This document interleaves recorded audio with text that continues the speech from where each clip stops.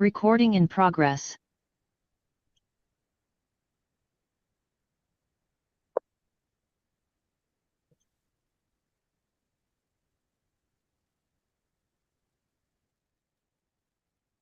Recording in progress.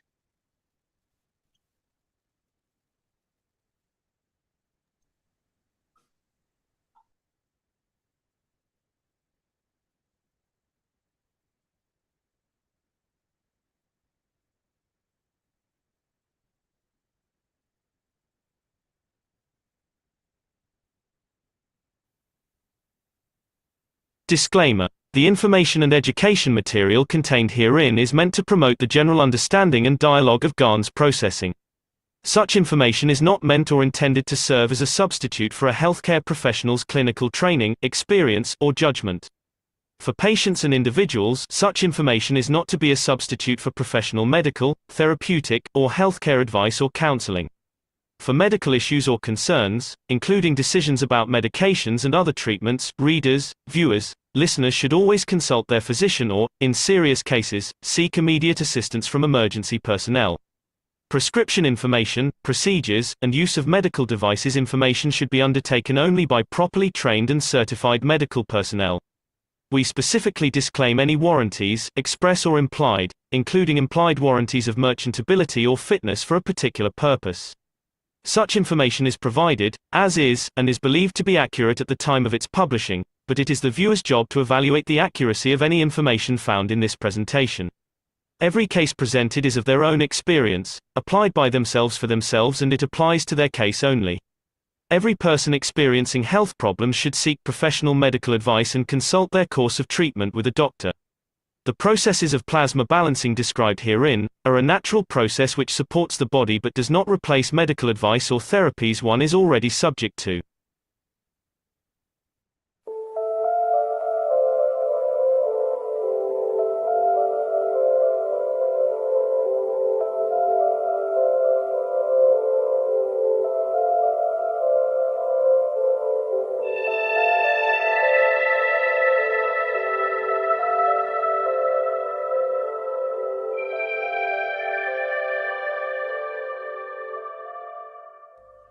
It's time for change to move into the real work of the universe.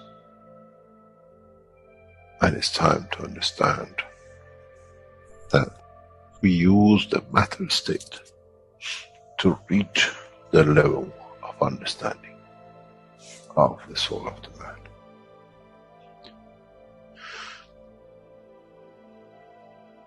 Now you understand maybe why the Creator has sent His messengers in the name of whatever you have had. Is that they bring the ears, that it can be used when the time of the Messiah comes. They can teach the soul and the message, not to oppose, but by them understanding through those who have become messiahs to give from their souls to these to elevate, the job is made easy.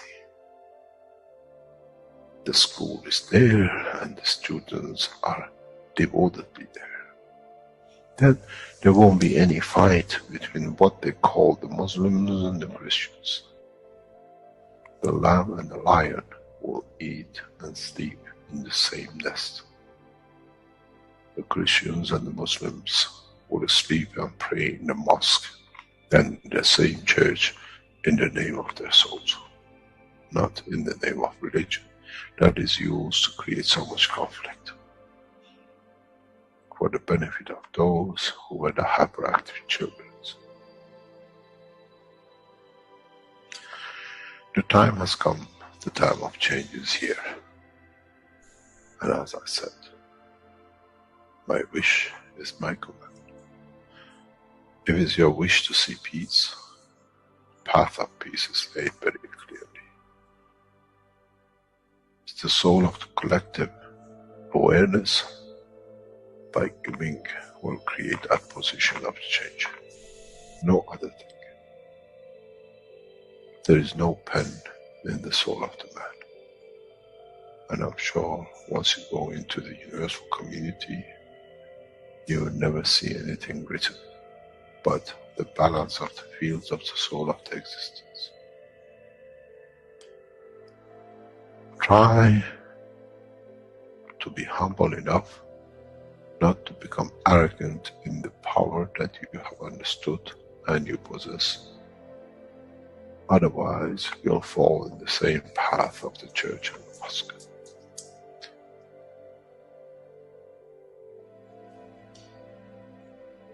This is what we promised, and this is what we have delivered.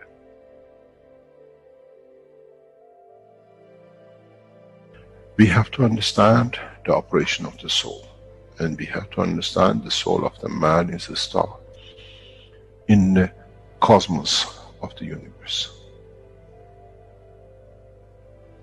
If we compare the soul of the man and many of us, 7 billion in one collection, Earth is like a galaxy with so many stars.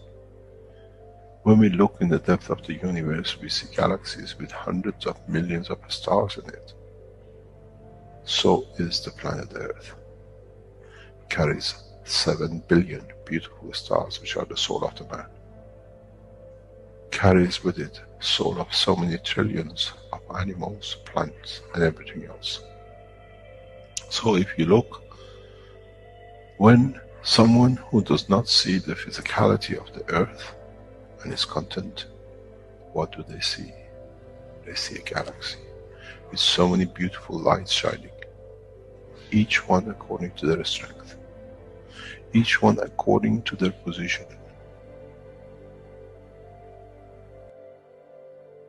An infant has a beautiful soul, so has the old man. To those who do not see the physical dimension of this planet, but they see the strength of the field, we are clusters of stars.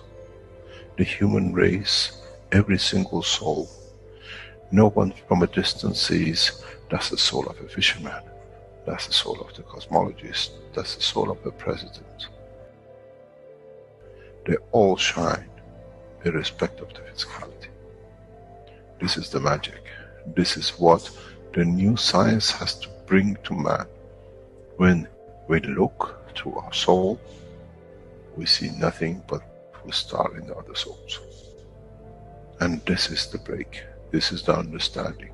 This is what all these teachings are about.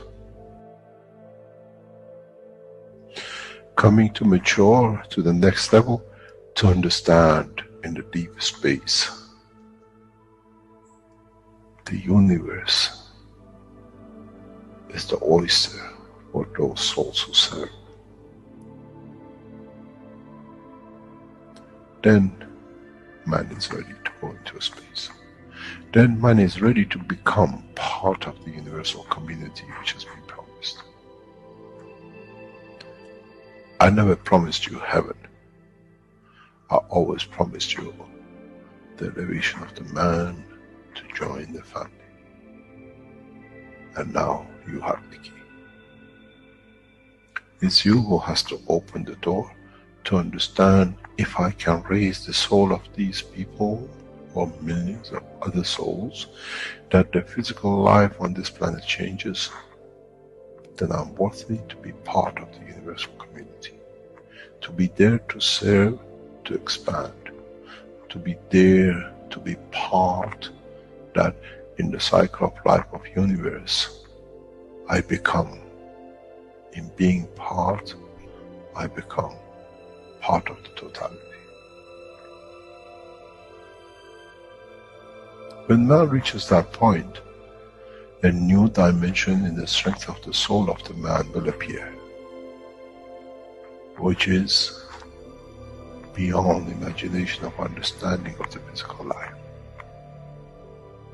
It's the gate to the opening of the new life, in a new dimension, which is beyond imagination of what you might call a new beginning, a new cycle. Which that cycle carries with itself the origin of the creation of life in the universe. It's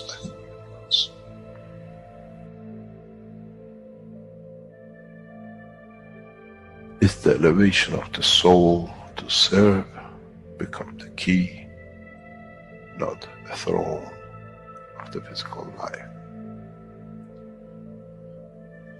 The time is right. The time has come for the man to go through this process.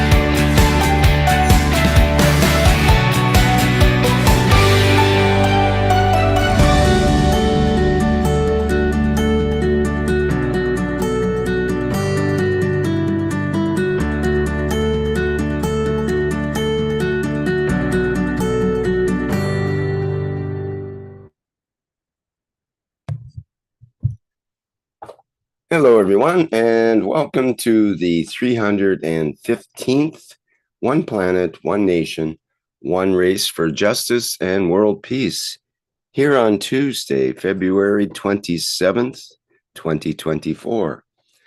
This is a broadcast of the Keshe Foundation Spaceship Institute Education Department and part of the Public Teachings in English. My name is Rick Cremond, and I'll be host today. I've got the co-host of Mark once again. Thank you, Mark, for being here. And we have other members of the Universal Council who will also be joining us for today's show. And let's get that ready and begin our workshop. Let me see here. Thank you very much, Rick. There we go. Thank you, Jacko. Go ahead, please. Thank you. We, the Universal Council, want to welcome all of you.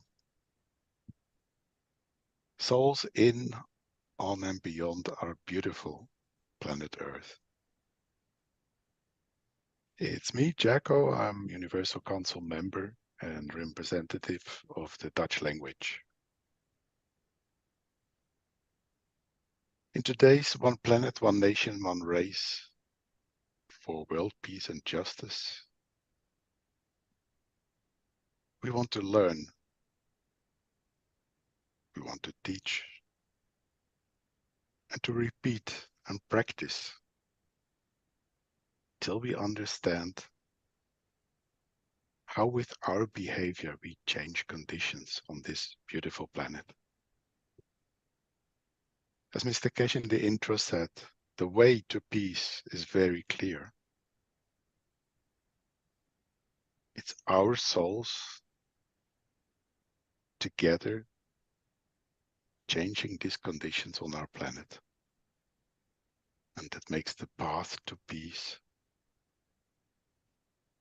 very clear. So let's do it together and create this beautiful, peaceful planet so that the way to our universal family is open and we can connect together and start this new way of being, living in the love of our Creator. Thank you very much. We can go to the next slide, please. Hello, everybody. Andrea is speaking. I'm part from the German Universal Council support team. and I have a little introduction about what I call the three steps from the Ethos of MRA.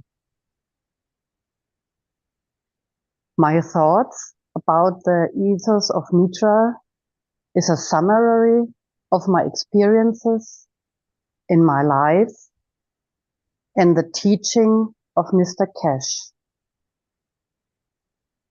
It's a daily training for me on my way with the possibility to become a pure soul, as Mr. Keshe says.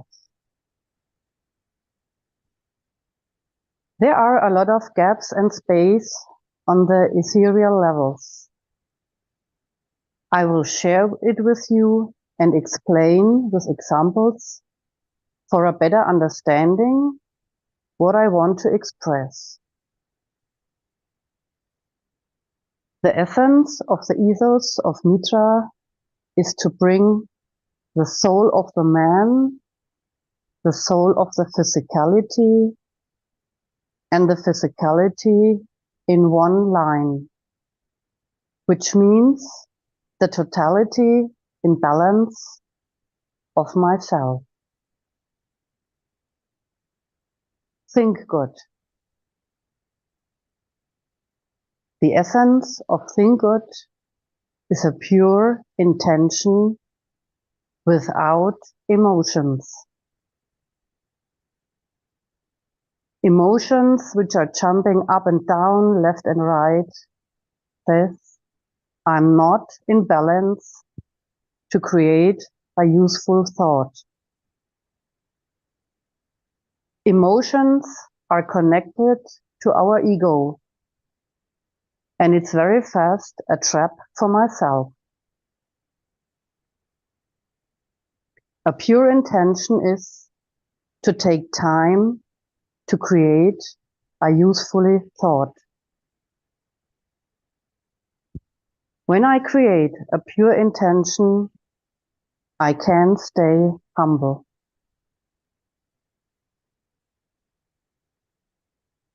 Speak good. When my thoughts have a clear intention, so I can speak positive without wrong emotions. But it gives a lot of different understanding. Sometimes the awareness is not enough or missing. When I use the words, I am present, it's important how to pronounce it, what I want to express. When I say, I'm present, that I say, I'm here with my body, with my physicality. But when I say, I am present, means it's the essence of me, of my soul. Then I can use the powerful energy of myself to create the best for all.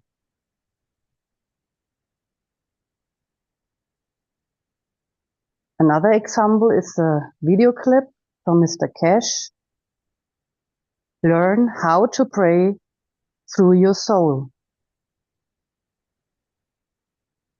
When I listen how wise Mr. Keshe used the words for his praying and the totality of the awareness in each word, the energy follows the attention.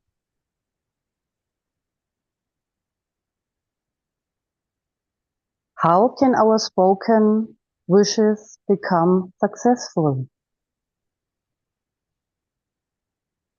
With prepared, clear intentions and the 3 steps of the Ethos of MRA at the right time and when it's necessary for the spiritual development. When I speak good, I stay humble.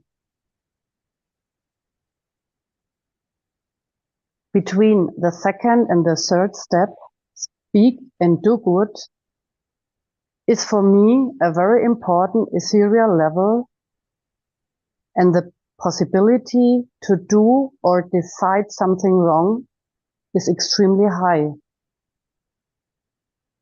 This is for me the crucial key of our experiences in our life, if we do or act good. I will tell you why.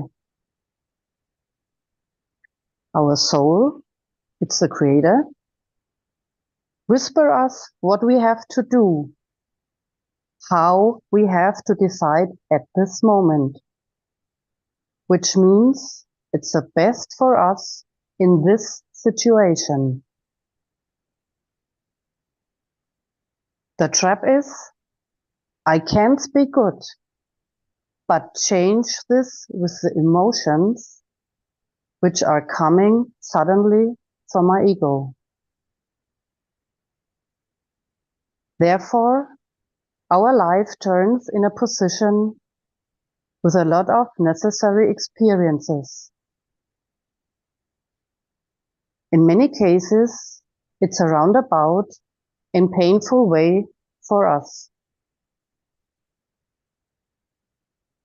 My understanding is when both souls are in balance, which means the soul of the physicality is not lying to the soul of the man, we are also prepared for transmutation.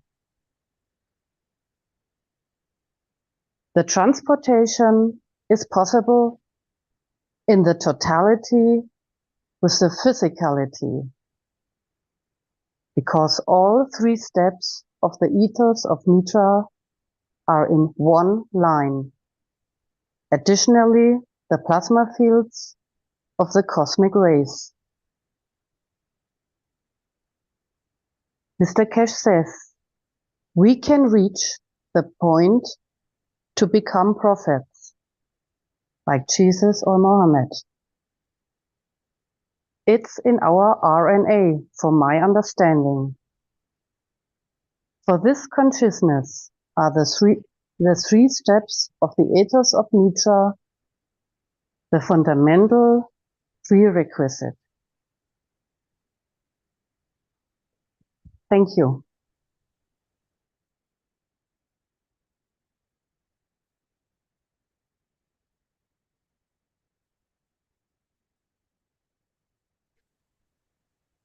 Hello, everyone. I'm very happy to be here again and study a little more. Today, we'll read an extract from the teaching 526. We have entered a very delicate subject of us really becoming passengers of the universe. We thought we got everything done with star formation and everything else. But now we realize your star formation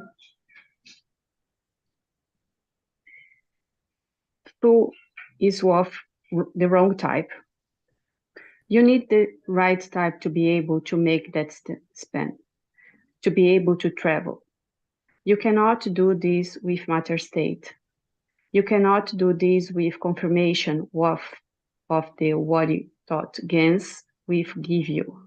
Because as I said, you have not learned about the conversation of the fields and matter to fields. In either way, understanding the totality.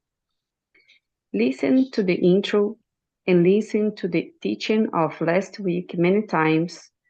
We will find out I untravel a mystery, untravel a knowledge that brings a very big question mark on the whole theory of the evolution. We have evolved on this planet by immigrating, moving, going from one place to another. By nature of the place, magnetic fields changed our future to a short, black, white, blue, Chinese, God knows what. We explained that you manifest a time, place, and position according to its fields, according to the state that it allows you to manifest. Look at the body of the man. Look at the intriguing combination of the layers, organs, cells, operation, the design, the shape, the intelligence, the emotion, and the soul of the man. Ask yourself one simple question. If you are not prejudiced towards of you what you have been taught, and that question is, if man could immigrate and go to evolution and become so many different races and colors and whatever and animals, according to the time, place, and position, as the man could physically take himself to an interaction of the soul of physicality and of the soul of the man and the soul of physicality of the time, place, and position, and the planet. You converted it to short, tall, black, white, and the rest of it. Then there is a very big question mark. When you look at the intriguing structure of every cell of the body of the man, how kidney has different operations, filters for different things, liver structure of it. The question for you is, what the planet Earth so clever to produce this structure over billions of years and connect it through what you call neurosystem and a blood? Or if you understood the subject of transmutation was the RNA of the man, universal condition in arriving on this planet in the right place, time, and position, having the right field straight, has gone through a transmutation where this intriguing structure of the man, of the body of the man, is actually completed in another time, place, and position in the universe. And depending on how the position, time, and the place has created life due to its moisture structure of on upper atmosphere, as we have seen from NASA, in the oceans, and we've seen in what man calls in Africa, and in Central Africa in a lake, and in North America in another shape or form. And as we know scientifically, originally it wasn't just one race. There were other races that over time one has eliminated on or has integrated on race into another that now has reached of the man of today. Thank you. So as the fields of the universe carrying the information, the time and place, as you were the woman in London, going to the wedding in New York, you are transmuted and you manifest yourself in different color and shape.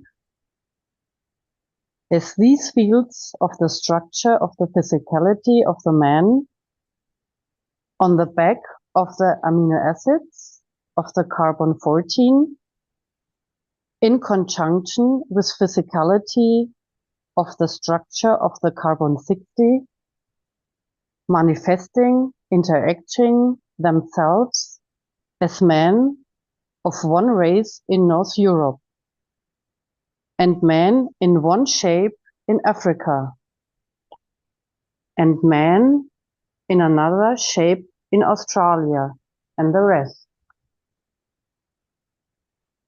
But in fact, the information arrived on this planet at the same time. The place and the condition of the position and time created different men on this planet. Then this makes sense. because stupidly man does this. This is a kidney. This is the layers of it. This is the function of this place. This is the function of that place, excuse me, 4 billion years, according to our scientists. It's not enough to develop such an introducing structure of body of the man. So man has to accept he has gone through what we call changes, evolution, after arriving on this planet through the fields of the universe. If you understand this, this gives you a massive step forward, which means if you can go back to the original fields, which is within the structure of the amino acids of the man and in the RNA of the man can go back as a natural way to other time and place and position, where the origin of life was transmitted to this planet. When we tell you, we take you back to the universal community, you already came from the universal community. You isolated yourself and became a village, where the city and its citizens outside carried on with their work. The interesting point for many of the sciences of the future is when we come across the citizens of the universe, would we look into their structure to see where our ancestral life in the death of the universe comes? Which one of them has familiarity in the space, time and energy as us, on a basic level, that shows we are cousins? We have a forefather and see how they involved their kidney and the brain and how we evolved ours. So if you understand this opens a new dimension to the knowledge. But the interesting point for you will be the man who you are, the spin of his field of energy of the universe, has a share in your soul, connection to your soul. And interesting enough, as man has created other souls to penetrate, to become part of the structure of universe, has passed this information on to the next cycle, the next generation of life in the universe.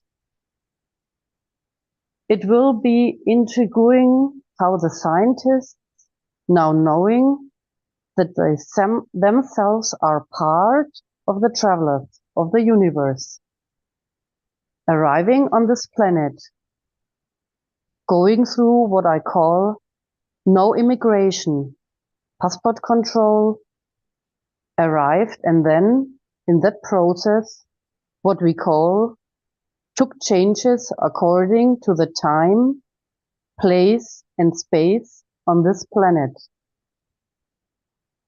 Evolution of the planet Earth. But the soul of the man, the original part which arrived as energy, has gone through the evolution of it for this planet, coming from another dimension and place. Thank you. In a very short time, we opened that channel. And if you understood that, you understand why, when you dream, you call it a dream. You've been going places you do not know. Some aliens, some familiar. And then you come to understand the knowledge is embedded within you, in your RNA, in the original fingerprint of the universal energy. And you carry all the knowledge and you're still looking for it. The only thing you have to do, the only thing you really have to look for is the key to that knowledge. It's embedded with you. It's within your RNA. It's within the structure of it. But as you travel through the dimension of the information line of the universal community through carbon 40, with the interaction of the what we call physicality of carbon 60, you will carry the knowledge of the universe, and you travel in this dimension. And once you understand this, a lot of times which you don't remember as part of the dreams of your sleep time will start making sense. And you find out this brain has never stopped. The time you dream about the uncle, it could be 5 minutes or 8 hours of sleep. Where is the other 7 hours, 55 minutes has been spent?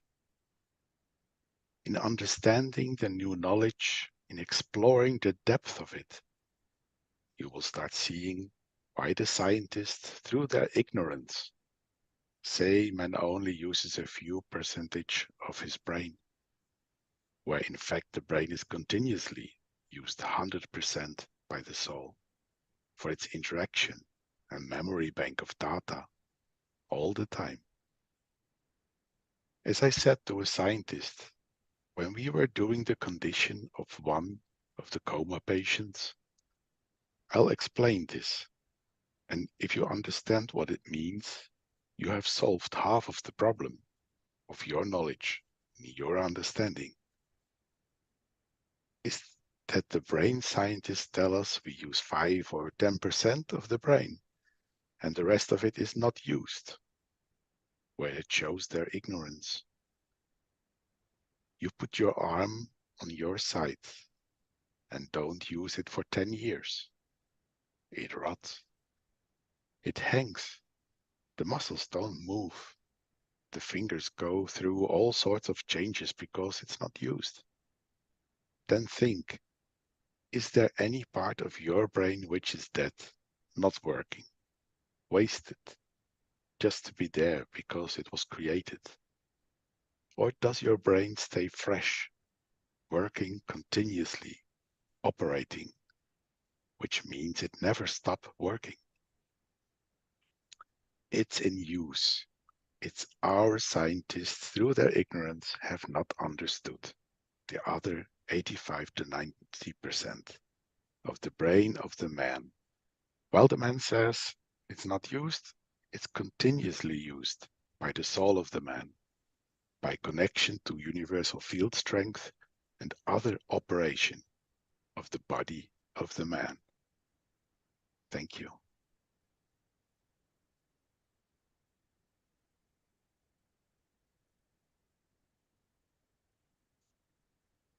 Stefania's not here, so I can read it. It's Dean here. Thank you, Dean. Can I read this, Jacko? Do you want me to read it? Yes, please. Okay, thank you. So we see how science changes, how much wrong information we are given, and how as knowledge seekers, we have to open these doors and in a way, walk away from the fallacies of the past.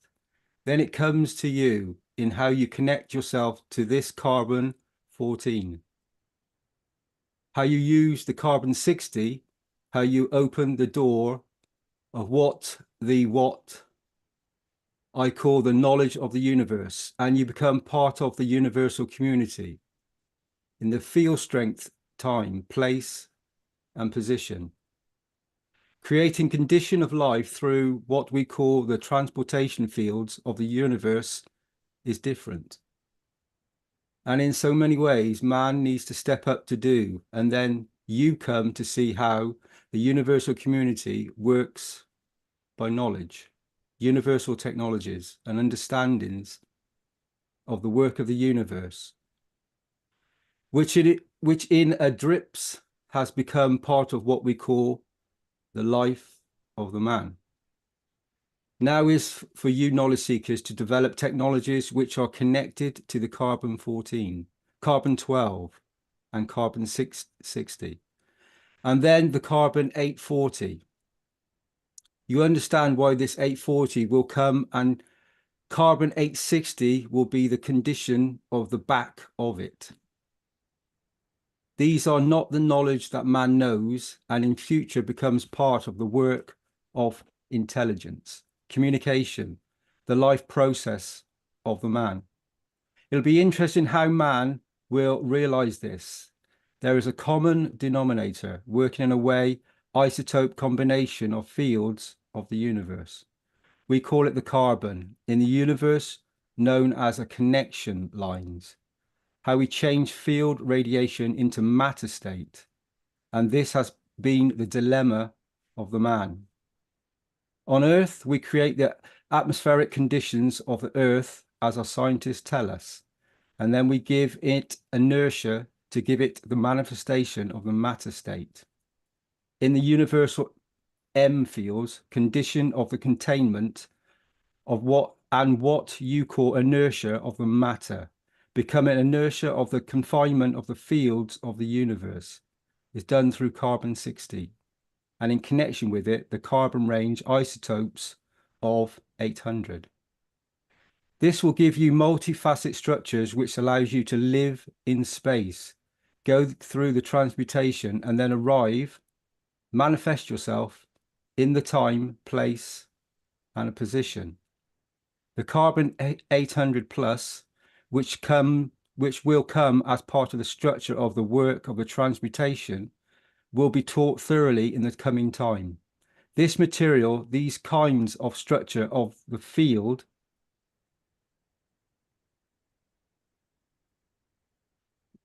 sorry, Rick, I'm reading off the screen at the moment. I haven't got that.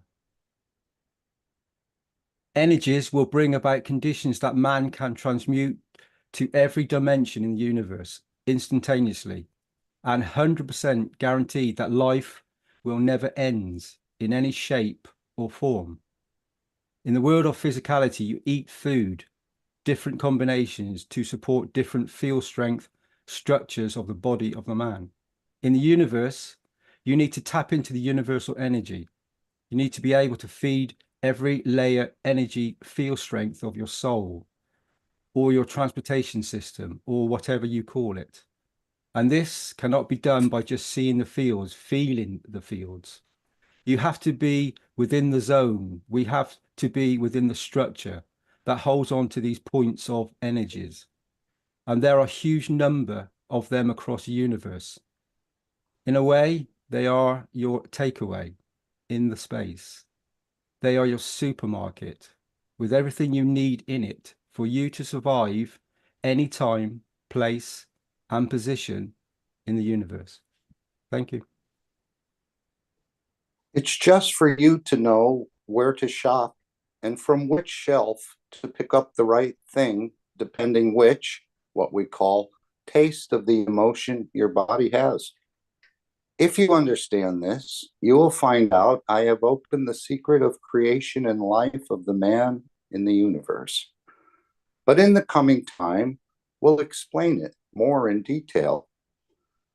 I will go through this in a very thorough way, show you the systems, materials, which brings you to that position, which allows you to understand and walk away from what you call Kansas and other things.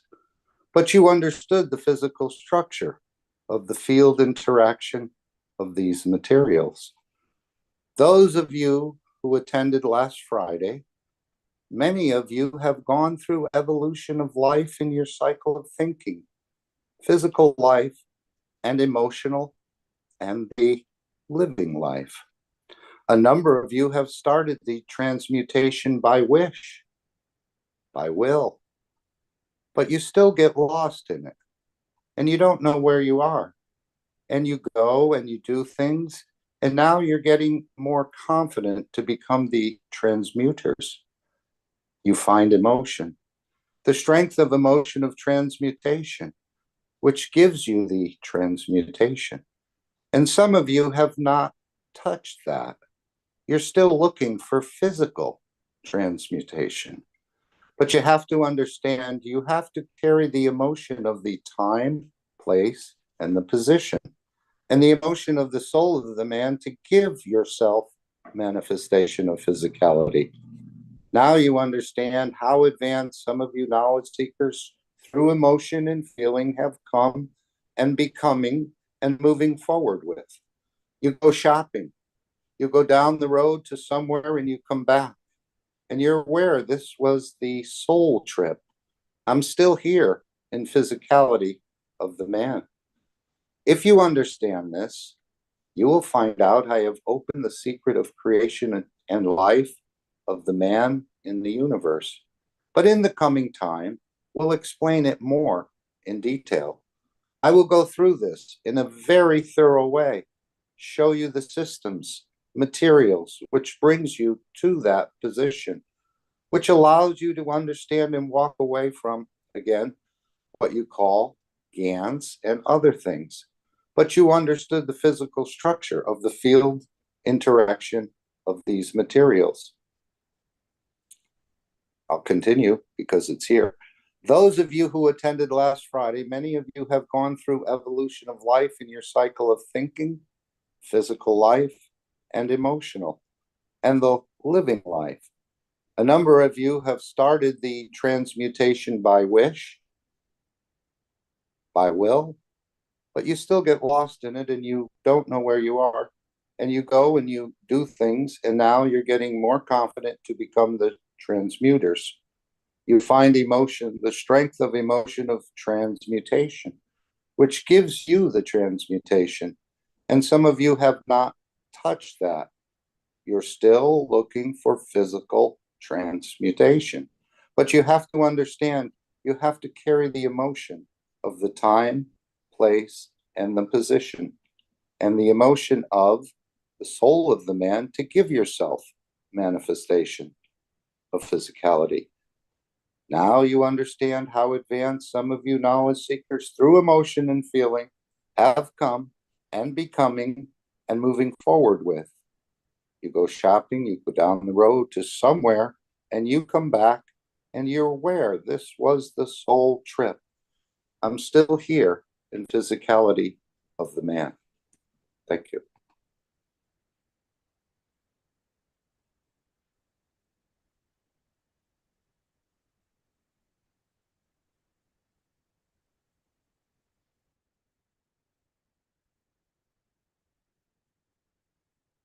Thank you, thank you.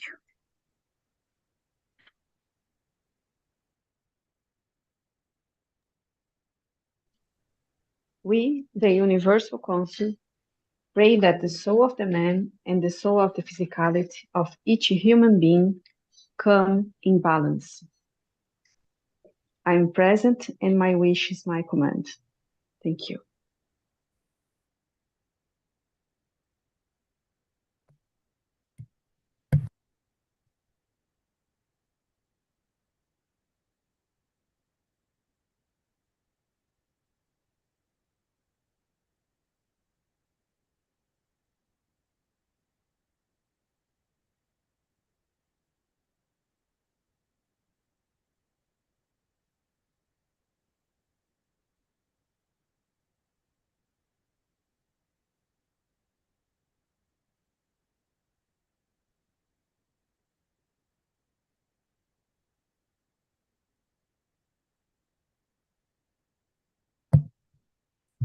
We'll take half a minute between each of the wishes to have a moment of silence between them. Go ahead for the next wish, please.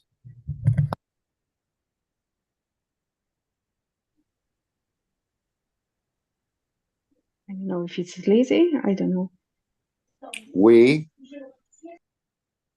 the universal, Okay, please, thank you. Okay. We, the Universal Council, give freely from our souls to create peace wherever is needed and prosperity with Keshe technology for all equally. This is our wish, and our wish we command.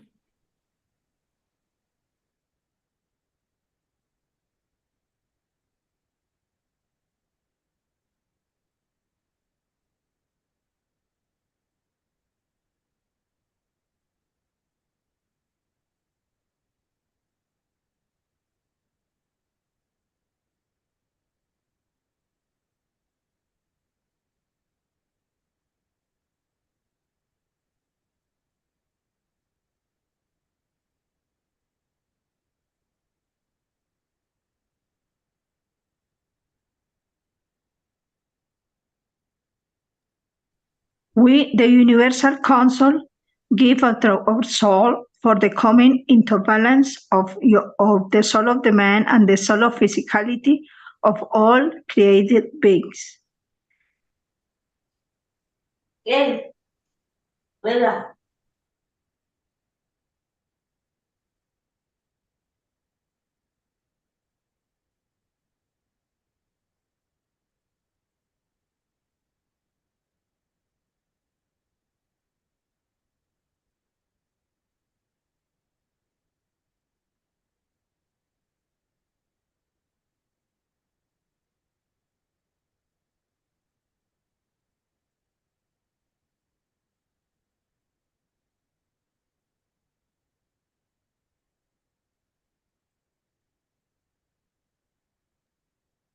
We, the Universal Council, create conditions to fulfill the need to sponsor knowledge seekers all over the world, to make them able to take part in the near future programs in the 3 research centers. Our wish is our command.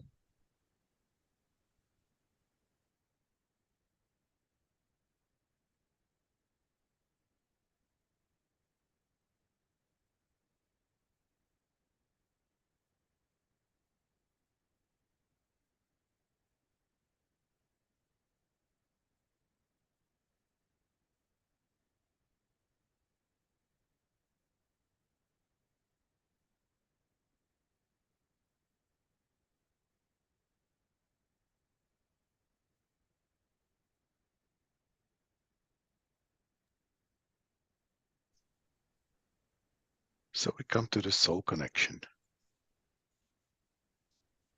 I want to ask you all to find a comfortable position. It doesn't matter if you're standing, laying, or sitting. Relax your physicality and breathe in and out slowly through your nose. With it, we give the energy to our soul. And we connect to all the souls that work on peace.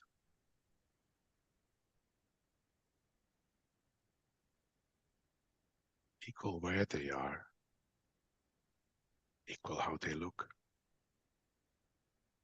how they manifest in this time point position.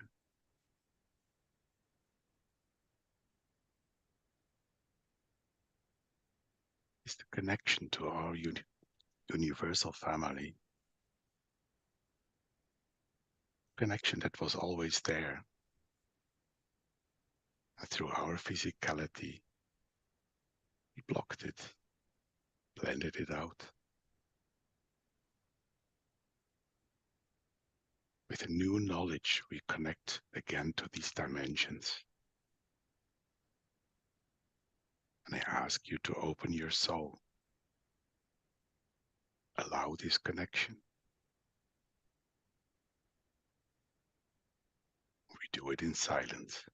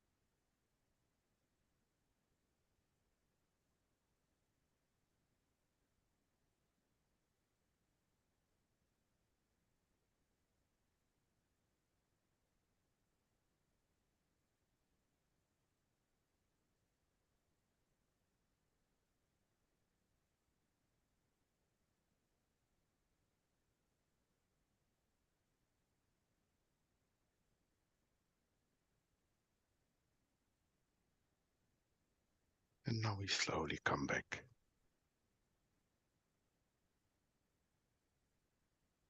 And if it is in your language groups, or we connect 9 o'clock together, Central European time.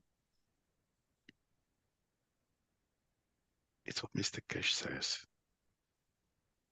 The connection shows us the path to peace.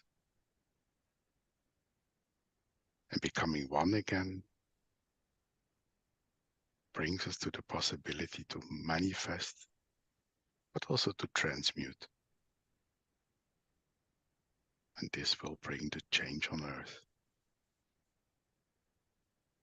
Thank you all for participating.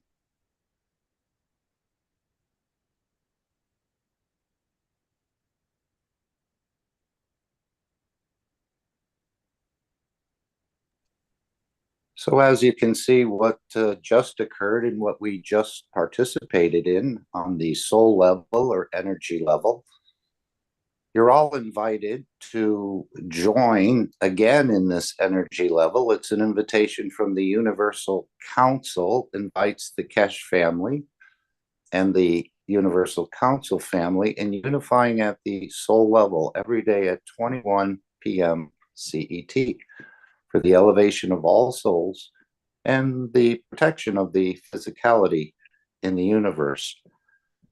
So if it's your wish to see peace, the path of peace is made very clearly. It's the collective awareness by giving, which we just did, will create a position of change. No other thing.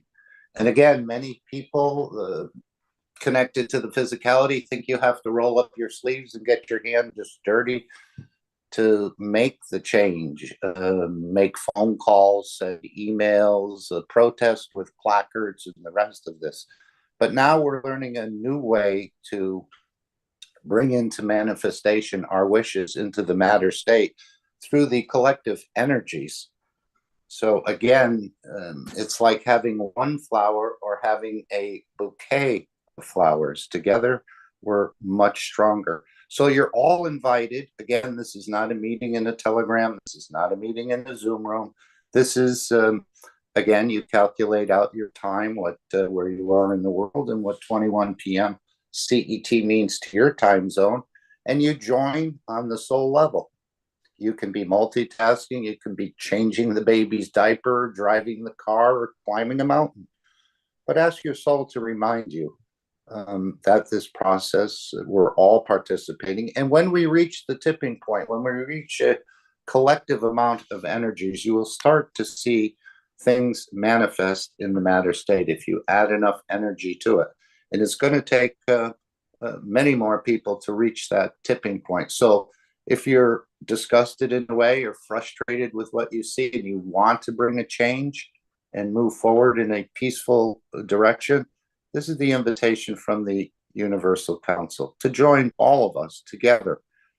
No soul is bigger or better than the others, and none is weaker or smaller than the others. We're all collectively working on this. So this is the invitation.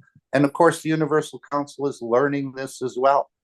Most of our ancestors never worked this way. They always saw the change come by operating in the physical dimension. Now we're learning to operate on the energetic dimension. And I think this is the way the creator operates, as we're sort of junior creators in a way and practicing this process. And the most beautiful part of it is nobody fails this test. We all have different energies. And those collection of energies, one of those energies, a number of those energies may bring the change that's needed.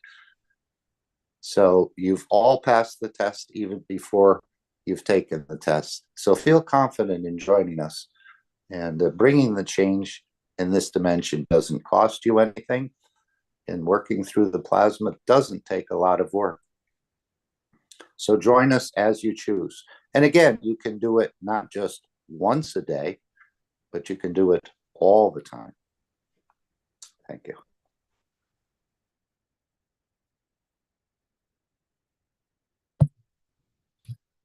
Mark, did you want to talk about the Keshe plasma research teams? Or Well, sorry. Go ahead.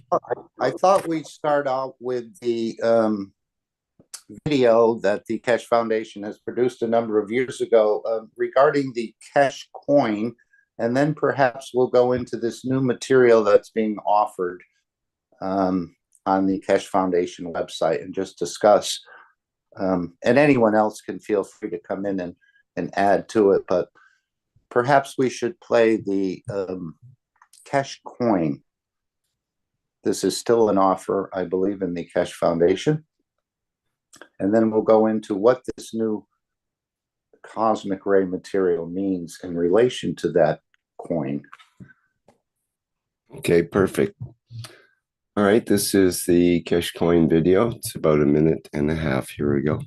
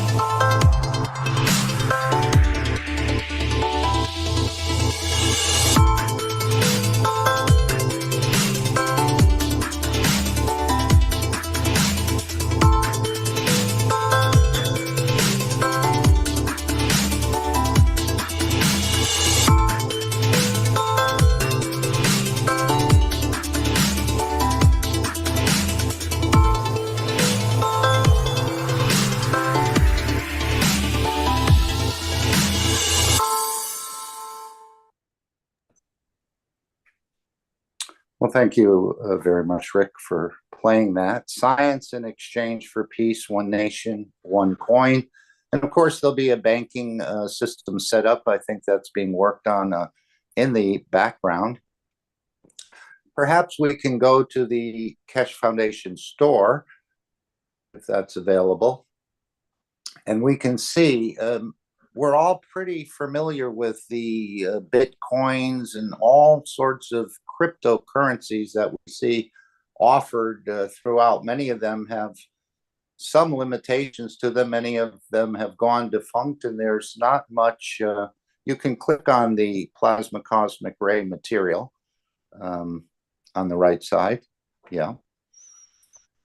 And many of them have trouble with their exchanges. I was just hearing a story the other day where both people have some Bitcoin, but they wanted to transfer 100 euro from Thailand to the Philippines, and apparently the exchange wasn't working so properly.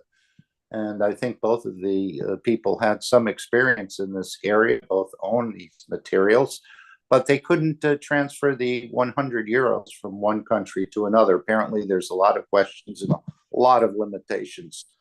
So we see the Keshe coin. Most of the cryptocurrencies are not backed by anything except thin air and good wishes and will for speculation.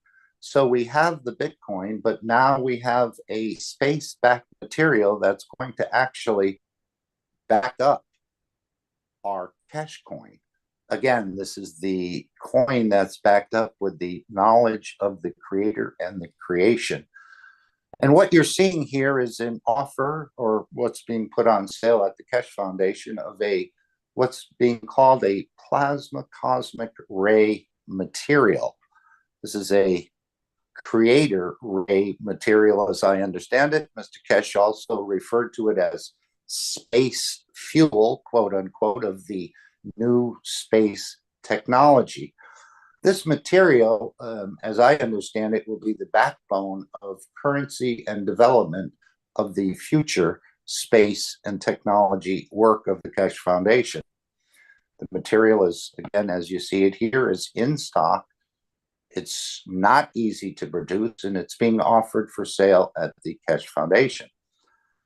The Keshe Foundation is not going to be releasing the method of producing and converting this material into cosmic rays, or what we call creator rays.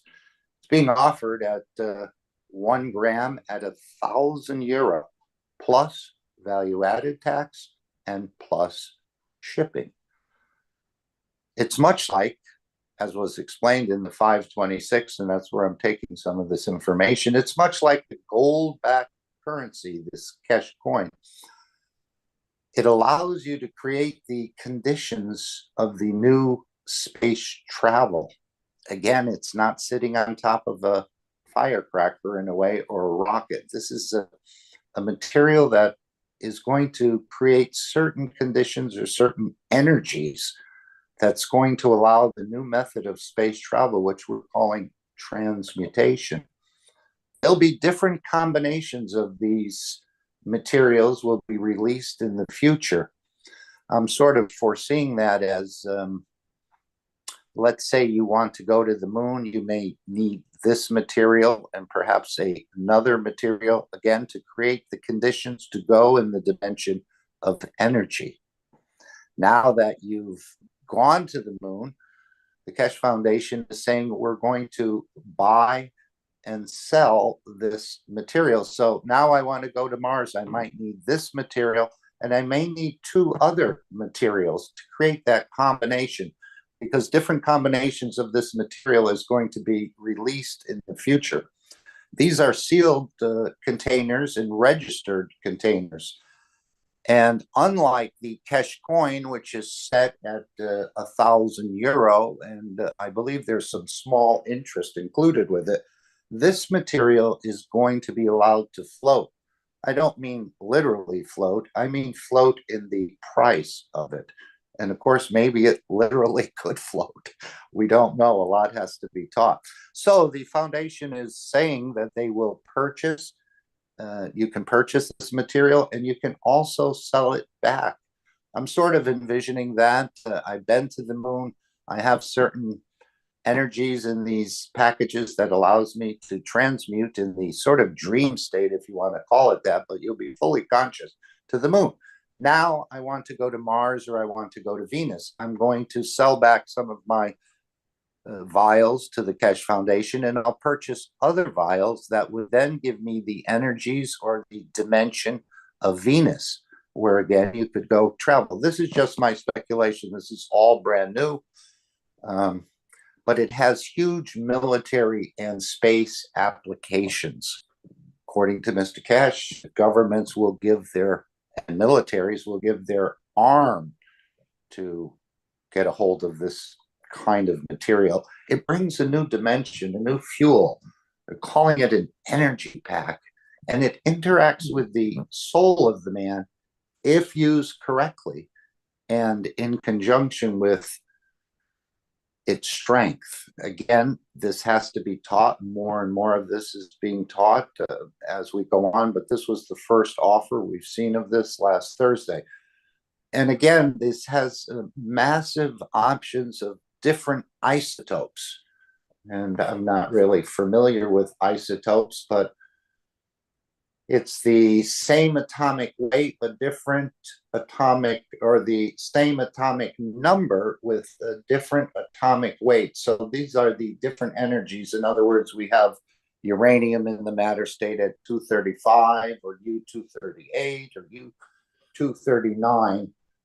So the different isotopes will give different combinations of energies, I believe, to create different positions in the universe. Again, on that soul level or that energy level. Most of us want to take our physicality into space, but due to the conditions and everything else, and many, many limitations and other pitfalls, the dimension of the energy, as I understand it, is the same, is safer, I should say, than going there in the matter state. And many conditions won't even allow your skin or your physicality or your brain to manifest in those positions. And of course, as I said, it's like a dream state. And how many have woken up from a dream and thought how real that interaction was? And this will be the same. as I said, it interacts with the soul of the man. Let's see. And compared to what it is and compared to what it can do, we don't quite see this, but it's being offered as a peanuts. We don't quite see the depth of the value and the knowledge that's embedded in this material. Apparently, it's been shown to the Chinese military, and it baffled them. And again, we have some of the top scientists, if not the top scientists in the world, looking into this technology and trying to understand it.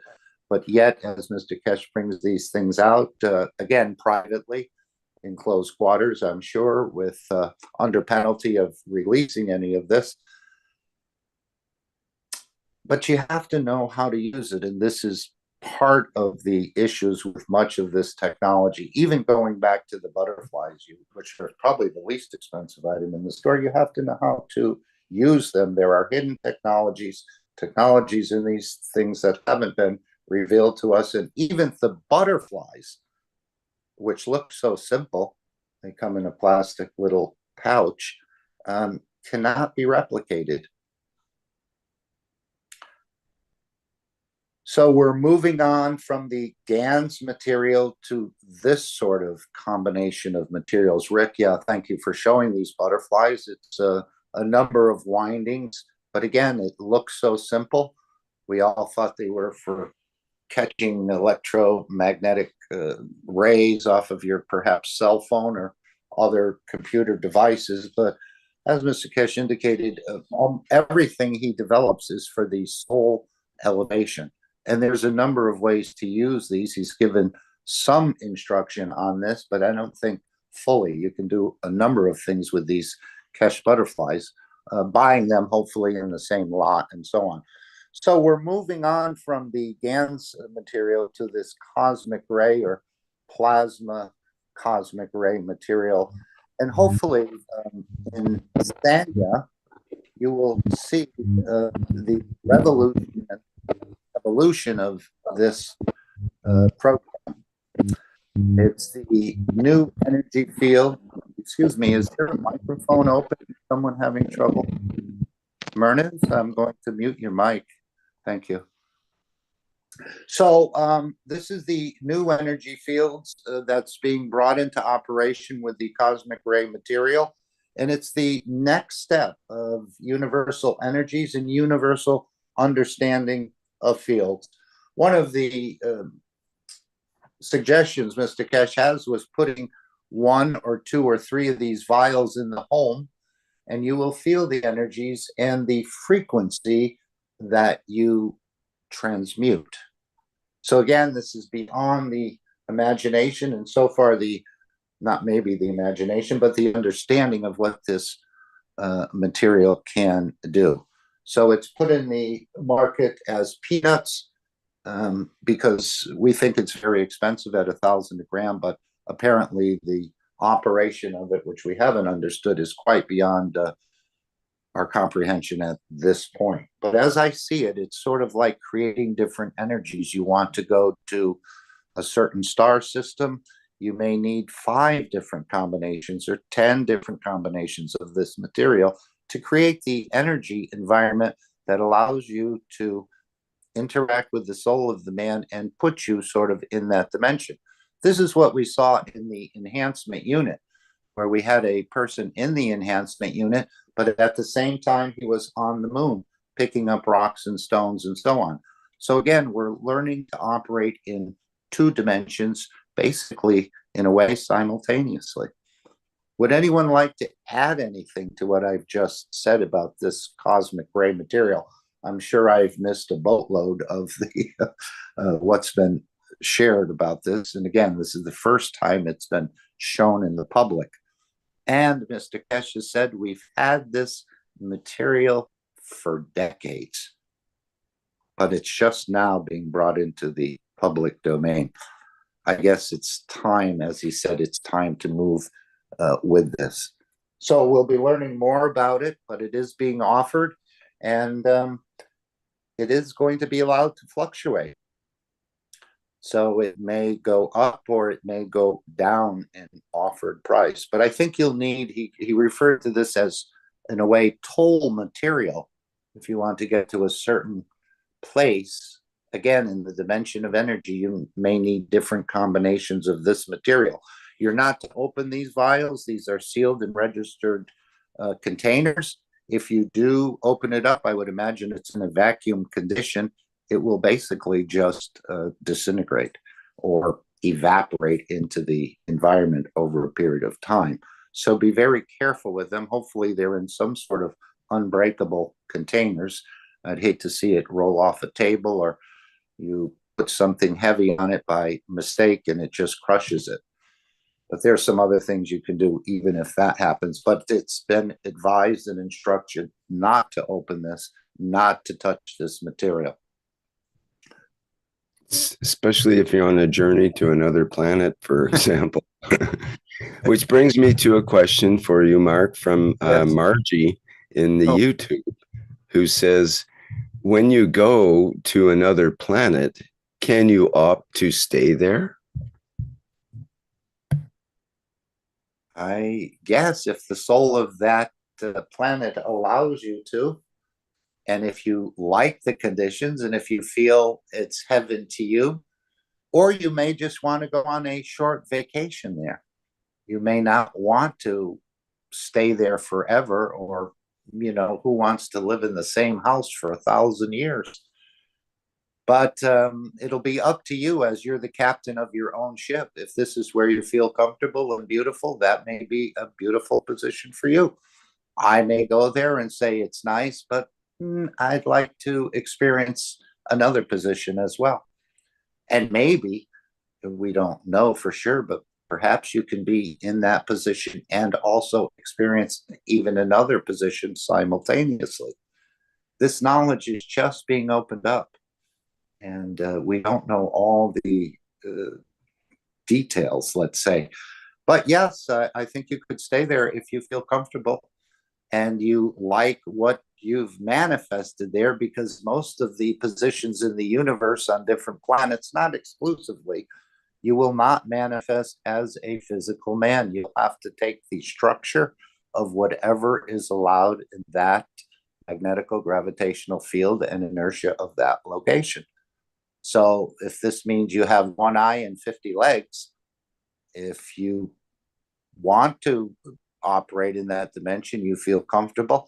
Again, I think it's just exploring different positions in the universe. Maybe staying, again, if you like the environment, you'll be able to speak the language. It's almost an automatic. If they have a language or the way they communicate, you'll know what to eat, what energies to absorb, and the rest of it. But you'll still be the soul of the man. You'll still be the soul of physicality inside it. It'll still be you, but you'll look entirely different than you used to. And that may take some getting used to.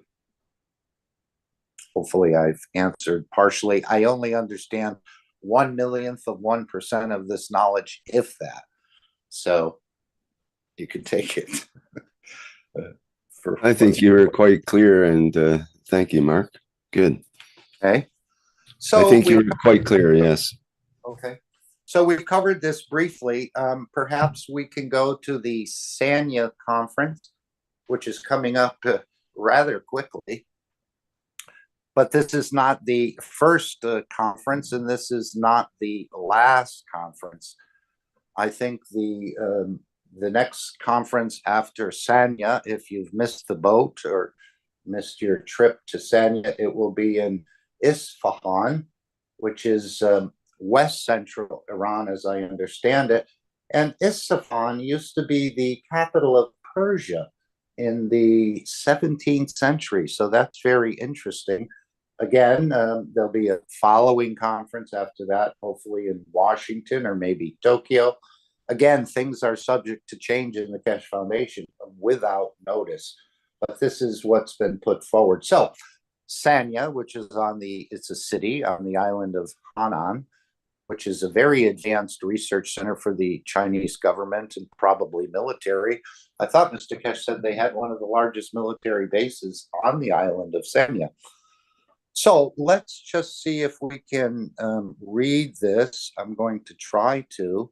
Following the first Plasma Space Traveler seminar in Manchester, UK, and the second Space Traveler in London, UK, we are happy to announce the third Plasma Space Traveler seminar in Sanya, Henan, China, to take place on the 16th, 17th, 18th, and 19th of March.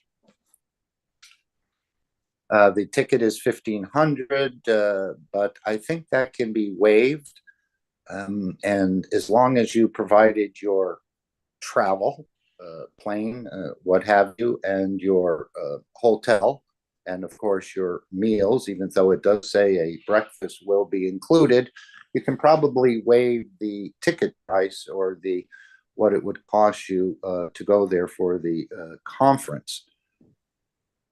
You can also share a room and so on, but very advanced things. And I think he's, or the foundation has it lined up that you'll actually be able to experience the plasma ray cosmic material perhaps in there. I know there was an offer to go into a certain system for a couple hours, and it's important to come with a clean soul, Mr. Keshe said, whatever that means to you. So these seminars will continue. Again, the next one is scheduled to be in Iran. The next one is scheduled at this point to be in Washington, and then perhaps the Bahamas.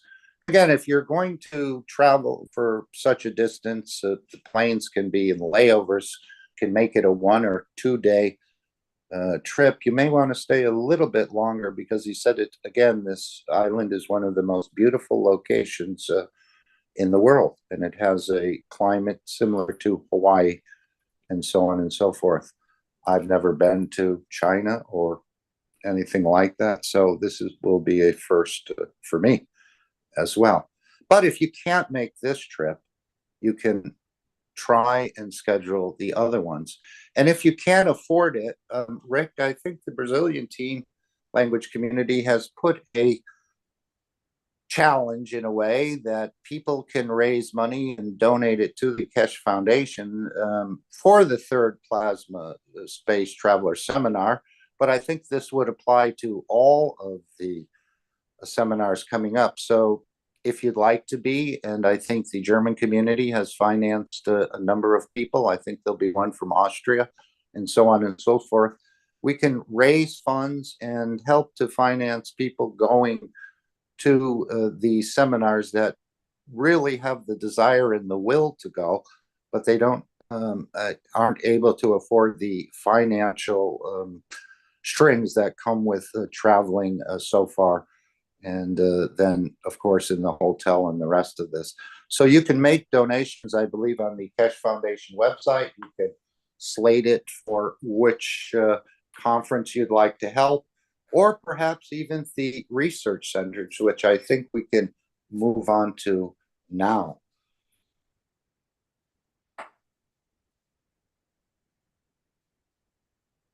Okay, let's go back to the store, and I think we'll see again this program that's being offered with the research Keshe research centers that are coming up. I'm seeing the Soul Connection.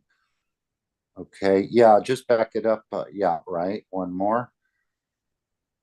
Go back. Okay, now I think we should read this. I think it's important. This is the first Keshe Space Plasma Research Teams.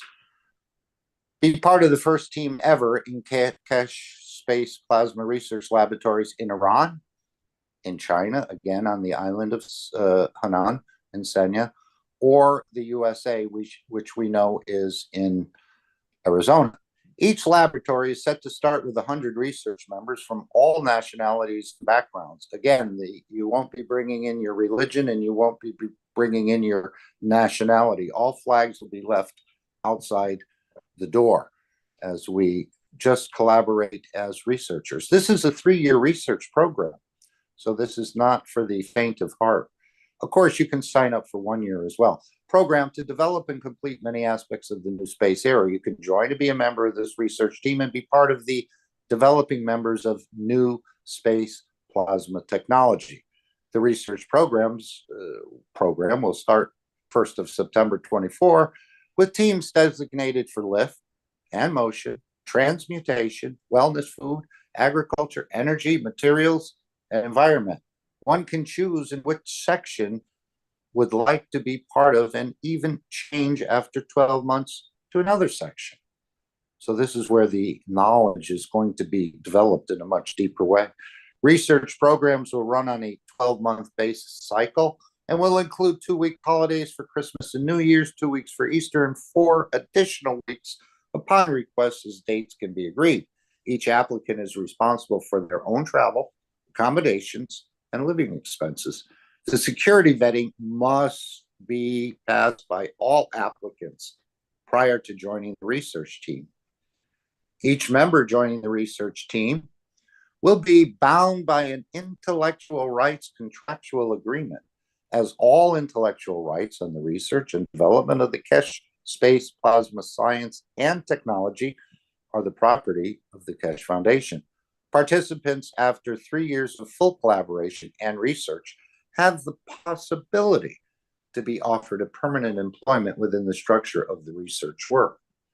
The fee to be part of the research team is set at €25,000 per year, non-refundable, payable at the following account. So it does give the account. Now, Rick, let's go down to the fine print, which I think is in red below this, if I'm correct. Okay, I'm not seeing it. There was some fine print there. That's not what I was looking for. I visited the site earlier today. Let's just see if I can find it on mine. Maybe, yes, okay. Now, on the website I'm on, if you, oh no, okay.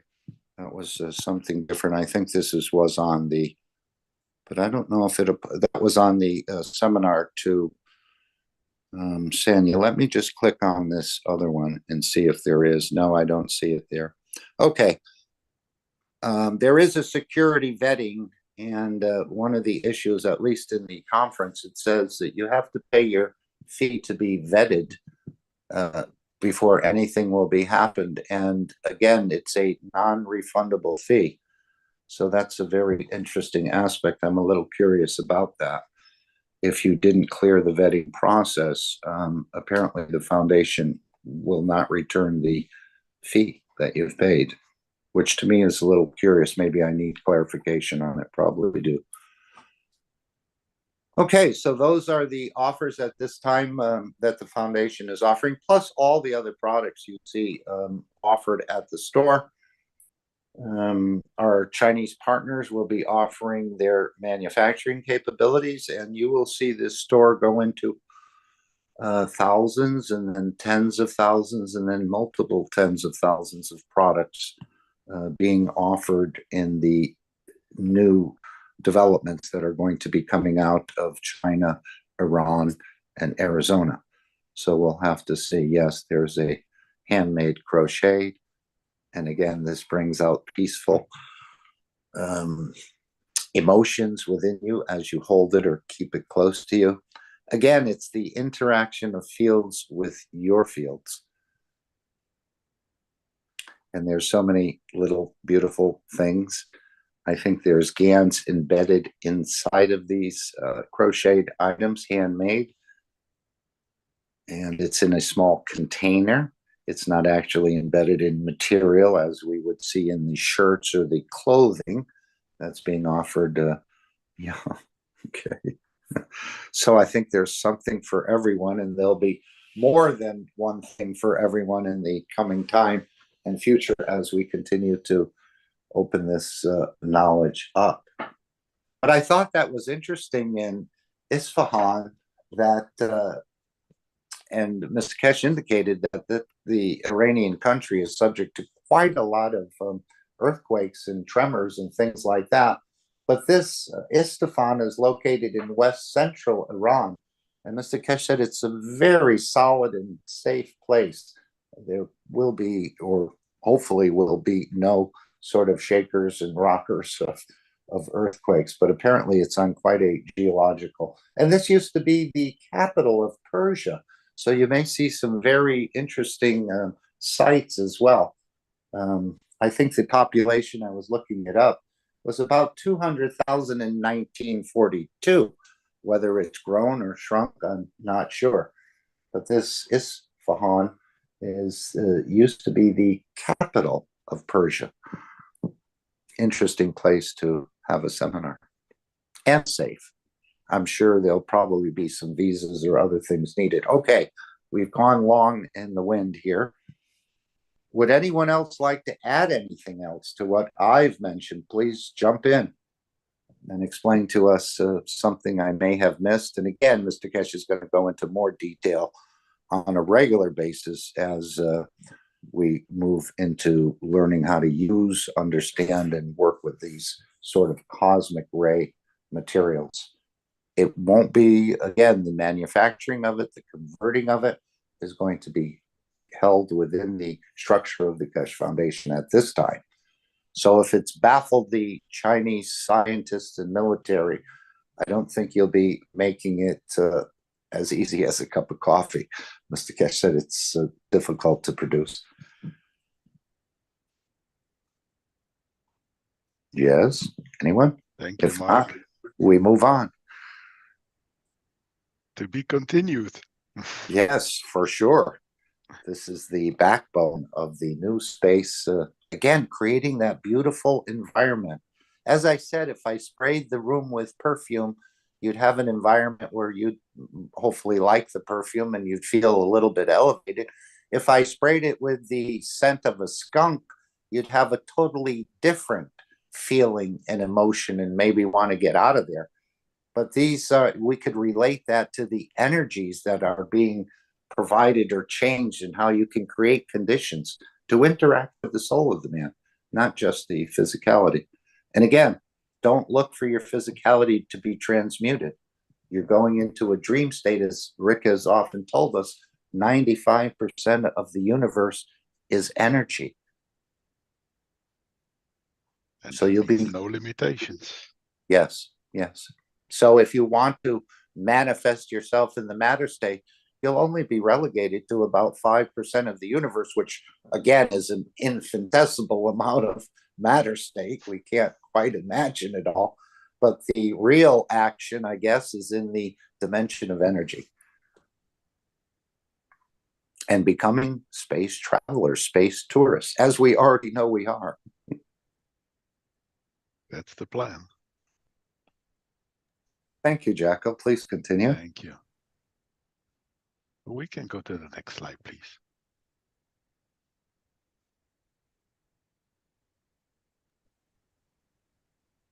Thank you very much, Mark. Hello, here's Andreas, Universal Council support member for the German-speaking community.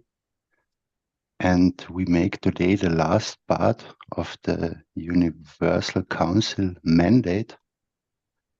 The last two times we had the structure of the Universal Council, the expansion of the Universal Council, and the implementation of solutions. And today we have the areas of operation of the Council. One planet, one nation, one race, united in peace. Guidance from the Universal Council through establishing a new way of communication and integration for humanity through the following advisories. Areas of operation of the Council. Each sub-council meets and operates independently, dealing with the needs of all souls. The Universal Council is currently operating on these following topics, which are topics currently in progress. Universal Council global policies and their execution, protection of beings and global peace, relations and communications, creating abundance, establishing access to education for every individual, access to reverse conditions, humanitarian services, the ethos and the conduct of the Universal Council Charter. Each of the above topics are further explained below.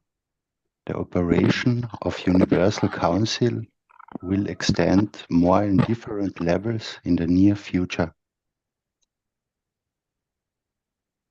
Universal Council, global policies and their execution. Advice from the Universal Council on these different topics. Creating a flexible integration on the different topics on global platform. Setting up and integrating fair internal procedures and team logistics. Achieving fair and balanced global coordination structure. Advice from the Universal Council, integration of the Earth Council Constitution. Here you can see the link of the Earth Council Constitution. Protection of beings and global peace. Justice for all beings. Establish equality for all life forms. True purpose of serving citizens is calling up for global demilitarization. Redirect and guide global military for peaceful humanitarian services. No borders and only an ID card with providing name, date, place of birth. Request mandatory signing of the World Peace Treaty by all citizens and visitors before receiving the new ID card. Relations and communications. Relations and communications are established peacefully through the presence and interactions of the Universal Council's language members and their NUC's support members and representatives guiding the communities with the new ethos of the Keshe Foundation. Living in harmony, freedom of travel, equality and respect of any differences in race, color and origins presented and visiting from universal communities. Creating abundance. Creating peace through redistribution of all social resources through hospitality and ensuring an abundance of food, shelter, and establishing a thriving income per individual. Establishing access to education for every individual. Through the beauty and experiencing how to serve, more volunteers will be inspired to take part in this process. Access to reverse conditions. Every individual needs to have access to the knowledge of how to reverse any conditions through the understanding of the relationship between the soul and physicality as taught by Mr. Keshe. Here's the link to the testimonials. And here an excerpt from Mr. Keshe. You can get rid of all addictions. Doesn't matter what, except one. One addiction, the paymaster, which is embedded in our RNA, is the addiction to reproduce, because without it, we don't exist.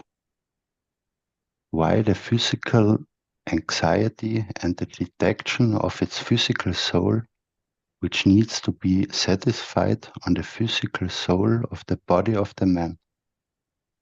And if it cannot satisfy it, it becomes addicted. because the soul of the body is aware of it, but the soul of physicality is not aware of it, and they try to match.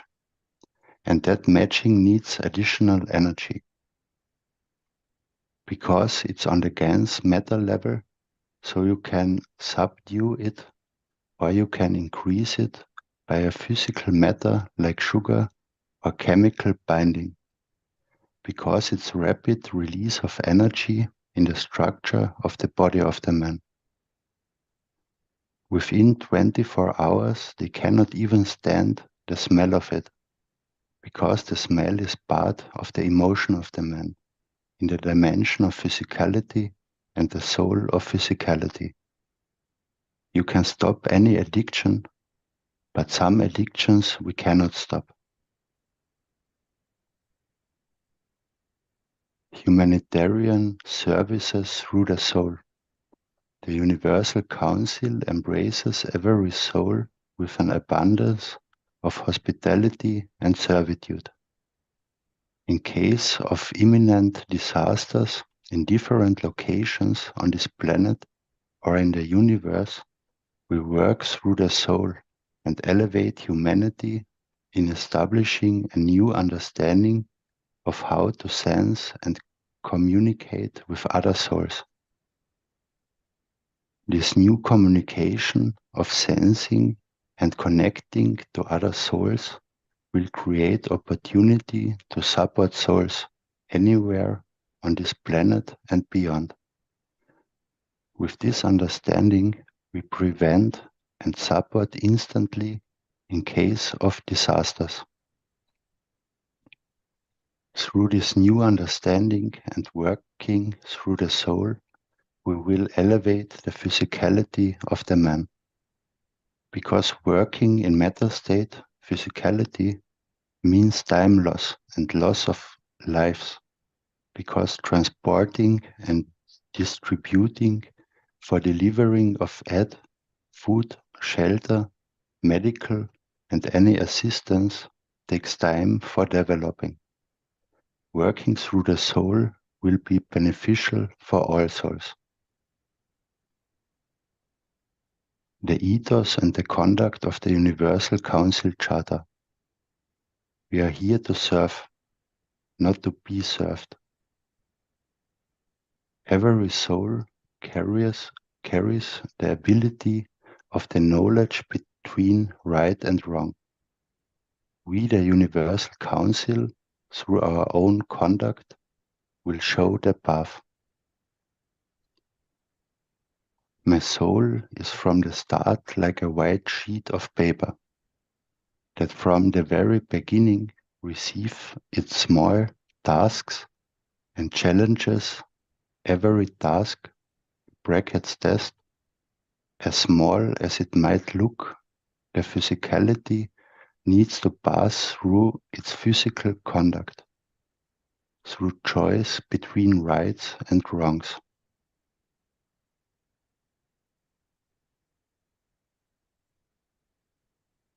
Okay, that was the part for today. And I thought about what to say to it. And I came to the point that we are already in this transition. For example, if we look at creating abundance, it's one operation of the council, or establishing access to education for every individual, or access to reverse condition, or humanitarian services. It's already since 1.5 or 2 years, we all help together, the Keshe Foundation, Mr. Keshe, we as knowledge seekers, in the sessions to create the system which provides that all for everyone. And as we know, now we have entered already the non-dimensional plasma. which once it's created is here and serves. And in the future, it gets more and more. And for more people and for every being that they can connect or are connected to this free non-dimensional plasma or to the soul satellites, however this will look on soul level. Mr. Keshe knows that, I don't know that, but we are on the way to there. And from this point on, it's then also a protection of beings and global peace and everything else.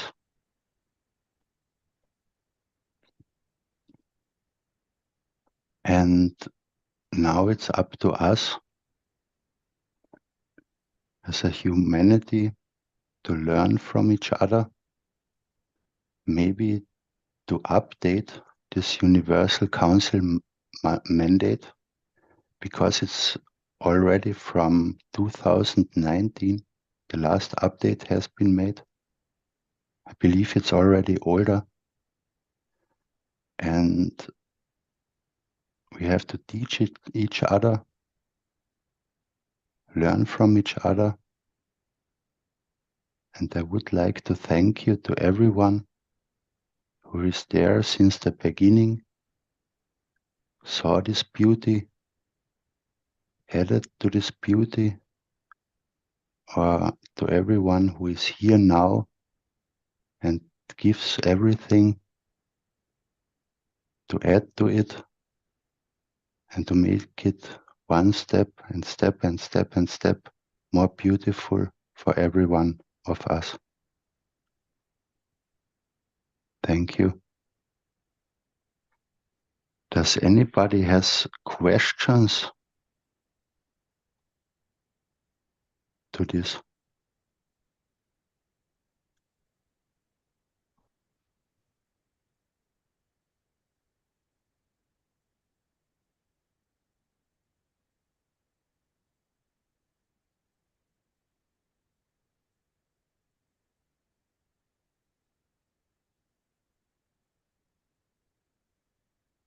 Somebody said yes in the chat, but he may just be saying yes to what you just delivered. Hi, Andreas. It's Dean here. I can ask you some questions about this, the guidelines. How are you, Hi, Andreas? Dean. Are you feeling feeling beautiful and well? Very well. How are you? Yeah, I'm good, thanks. Andres, thank you for your wonderful intentions, the beautiful things that you just said, those words that are spoken, that everybody gets to hear, and they experience the knowledge and the feel strength through the words of Mr. Keshe that are then transmuted by yourself and delivered again, and this amplifies the knowledge and the understanding of each and every one of us.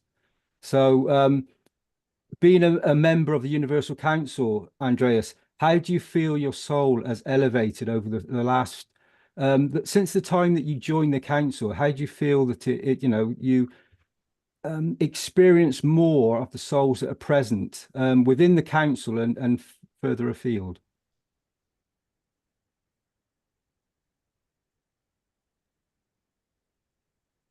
It's not directly only with the Universal Council.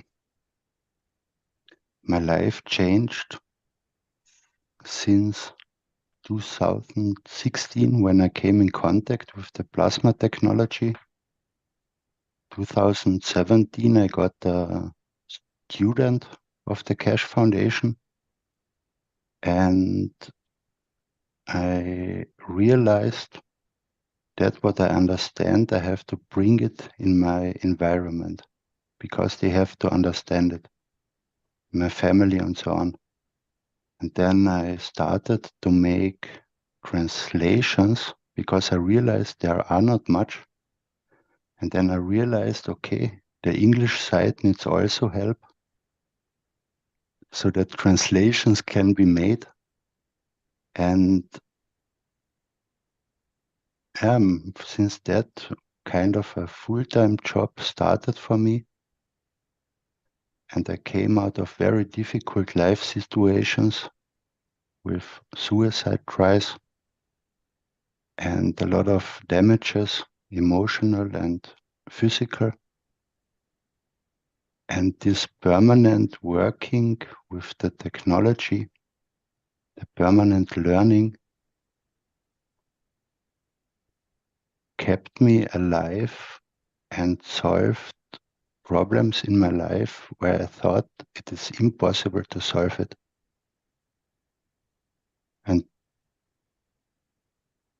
till today, especially now, or also the last years, especially the last 1.5 years with the systems in Linz, with the sessions, I learned even more to work with my soul and emotions. And what I thought it's never possible, that my family comes in balance, that I overcome all problems, got possible. And I love to serve because I understand the beauty of it, and I understand what it means for every being on this planet to find this beauty and this peace and these limitless possibilities what we have. And that's why it is part of my daily life and why I'm serving, to help to make this beauty for everyone accessible. Thank you, Andreas. I didn't mean, I wasn't trying to extract from you information, but thank you for that beautiful what you just said. Very, soul interactions are always like this. There was some, I see the Universal Council mandate here, reading some of the words, but before this, I looked into something that I was going to bring up a little bit later on when we do the interactions, if they happen, with the wishes later on in the show. But I wrote something down or took something from one of the knowledge seekers that put it in the chat, which was the 195th. And part of it was speaking about the field interaction leads to creation of dynamic soul. Dynamic fields, that their interaction gives the condition. The education of the soul of the man is much easier than the education of the physicality of the man. So in those beautiful explanations that you've just given, I think that we understand that the soul is elevated. And as the words that are spoken, I've just said, the education of the soul of the man is much easier than the education of the physicality of the man. And something very important, I think the next step would be to understand the emotion of the man, then gives the field or the fields of the physicality. So let me just say that again. To understand the emotion of the man, then gives the fields of the physicality. So the emotions we receive, that they're interactive, we interact in our environments, creates our physicality. So that's a very big, everything that you ever read with the foundation, there's so much knowledge there of the creation that everything you read sort of brings about a new condition, a new understanding.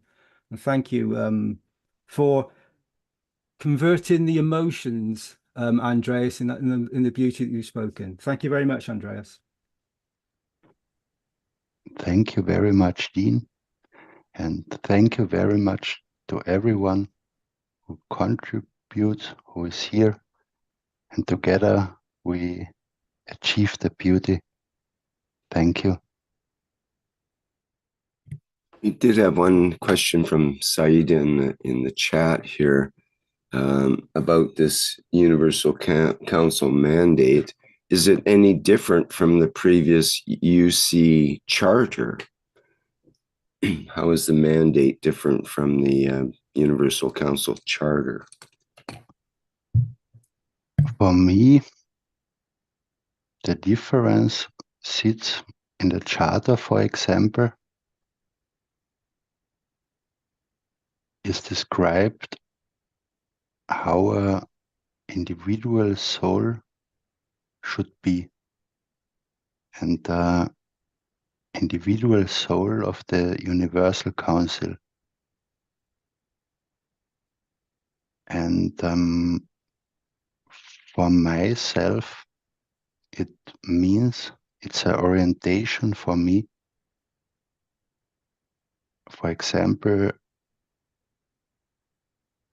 a soul of the Universal Council member should shine like the light of the Creator, I believe. And for me, this means I read this already in 2019, and I still was in different problems. And I realized I cannot shine when I don't solve these problems. And till today, new problems can come or challenges, and the needs that helped me to solve problems faster or instantly, and that I don't run away from it. And for me, this shining means when I shine, I can elevate others. When I am overwhelmed with problems, then I cannot shine like that. And so I had to solve all the blockages from myself.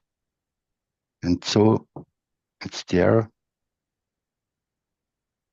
It's more for the individual souls, and the Universal Council mandate is more for the collective souls, or the soul of the Universal Council. And what are there then the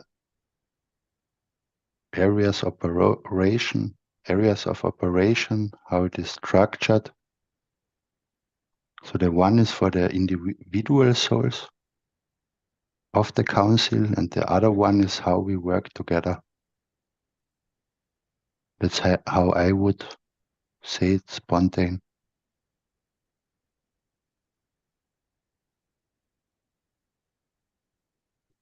I find the Universal Council Charter as a beautiful writing, because, like I explained, you can then ask yourself, am I shining? Am I elevating others? And if not, how can I reach? How can I do it to start shining more, or how to shine more? And as I described, it helped me very much in my life, like the whole knowledge of Mr. Keshe and the Universal Council.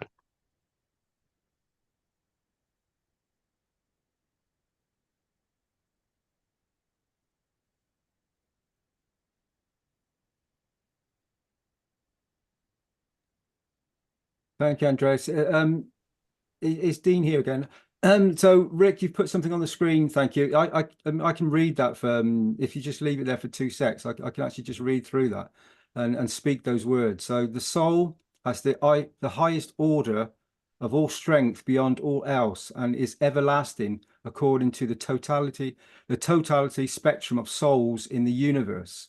And through experiencing all, the soul is aware of itself as the source of all that is good for itself and for all others. The soul is omniscient. The soul is sovereign of its own essence. All souls position themselves by their unique strength in the interaction to be in harmony with all and their surroundings. The soul exists through unconditional love and embraces all. The soul is the creator and protector of the soul of physicality and is the essence of the creator of physicality. And in being so, the soul is the collaborator of the manifestation of physical life to offer the chance of experience, if be, to participate in creation of new cycle of life. The soul holds all treasures and wisdom within its spectrum of strength. So many wonderful, beautiful interaction just within those words that I've just spoken there, through the understanding of the Universal Council and the mandate and the words that are present on the screen. And for each and every one of us, we will receive, as we read those words, a different spectrum of energies. But as the bit that's at the very bottom there, it says, the soul holds all treasures and wisdom within its spectrum of strength. So one thing I found is, as Andreas and many of the wonderful UC members, they give more and more and more, and their field strength goes very high, and they start interacting with other souls that then share their energy with the soul of the Universal Council, and they start to shine very brightly, as Andreas was speaking about. So for me, the soul holds all treasures and wisdom within its spectrum of strength. And I found this myself, that when I stopped interacting, when I had other things and other interactions to keep me busy, that the field strength changes, the interactions change, the strength that you give out is a giving and taking experience. And the less that you give, the more that you interact in a different way and receive and understand and see different spectrum of beings, environments, and everything else. But when you attach yourself and understand some of these words through reading them and experiencing them, then you start to find that interaction of the strength to be in harmony with, as it says, with all and their surroundings, your surroundings. And the soul exists through unconditional love and embraces all. So when you start to really give from the soul, as many of the Universal Council, not many, all of them do, they give unconditionally from their soul for all the souls to experience the energy that they have, that they gain through being present in the moment, and in the activities, the understandings of the universal condition that Mr. Keshe has been teaching.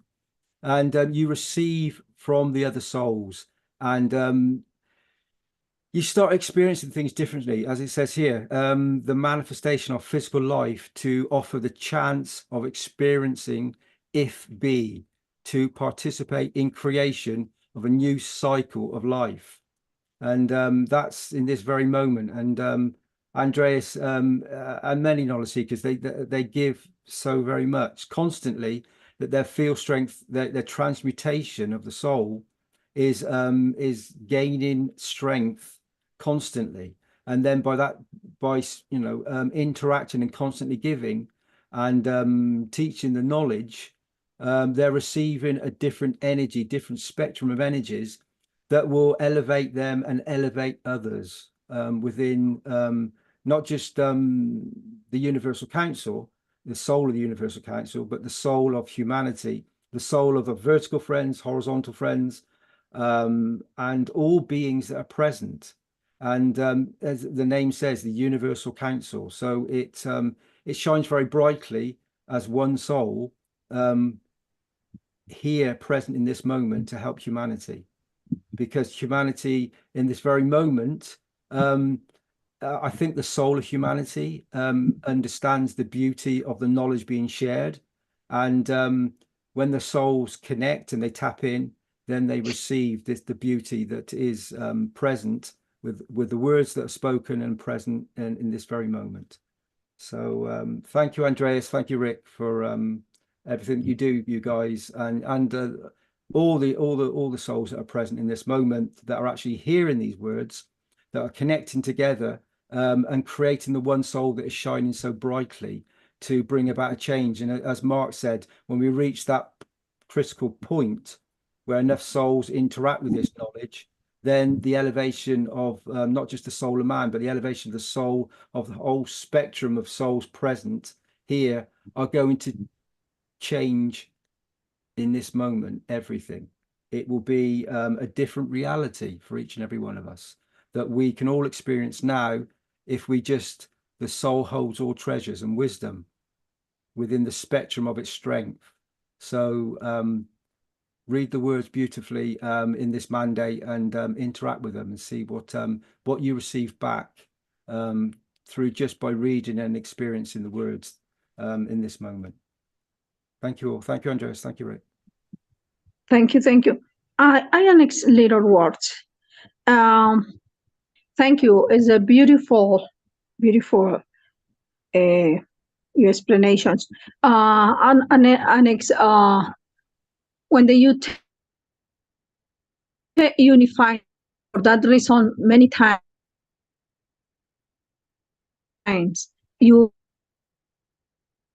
we expand the soul.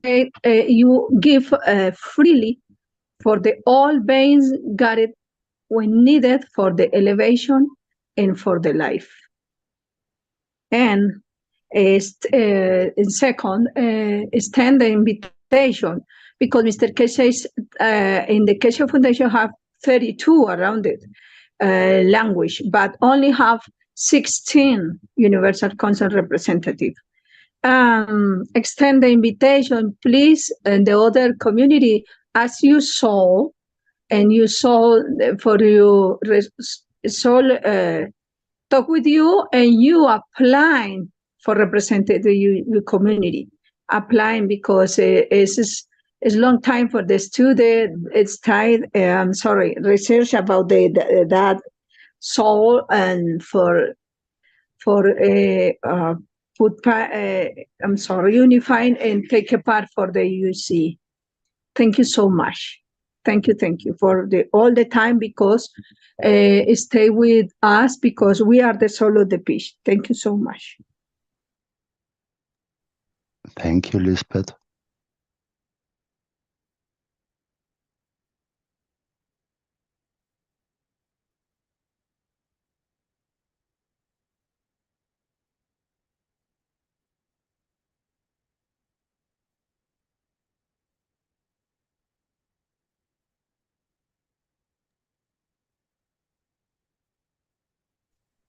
Tomorrow.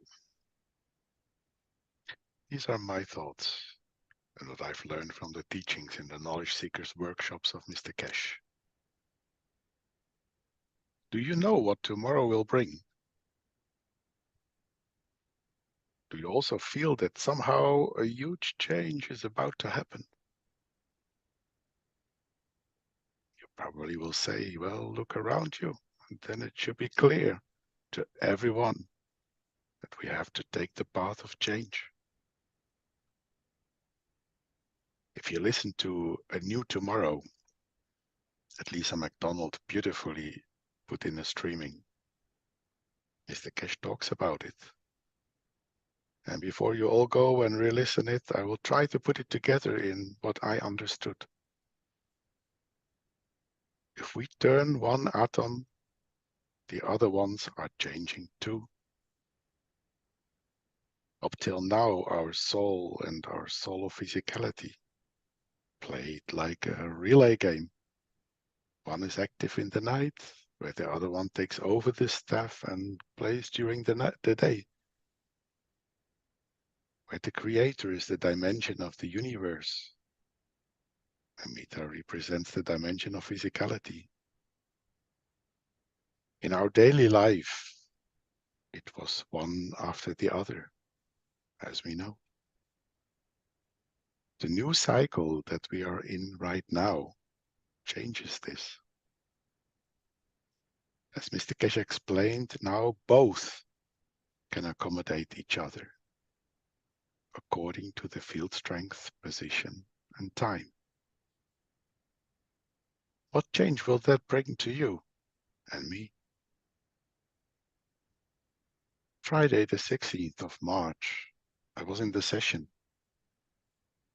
I noticed that when I thought about the knowledge seeker, I was there. I felt the nearness of this specific soul. Interesting was that it didn't matter if it was a knowledge seeker in Brazil or my father that died 35 years ago.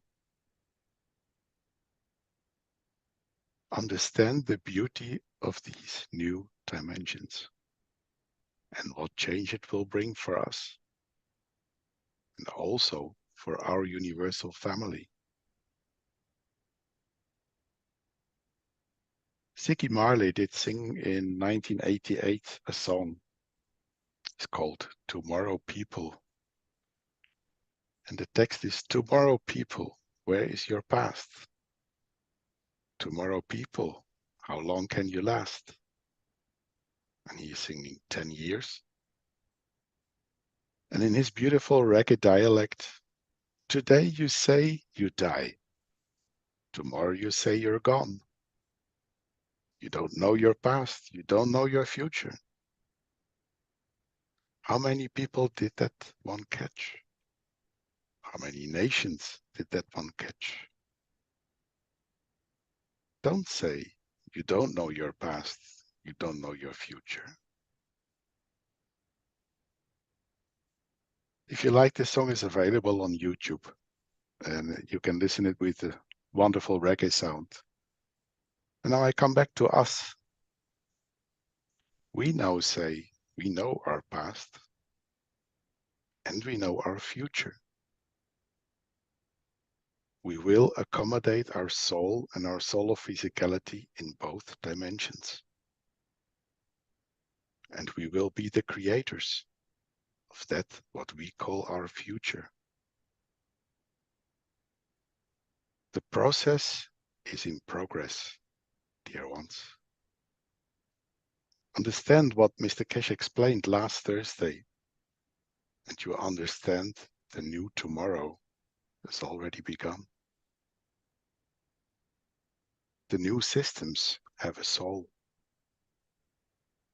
We connect to them as they connect to us. They wait for us, who came late in the session, till we arrived. And if they switch on their own microphones, and what else than accommodation of one to the other is that? The time is here. The time is right to start living our new future in our new tomorrow. So let's do it together. Explore and experience that new dimension in the unconditional love of our Creator. Thank we as one.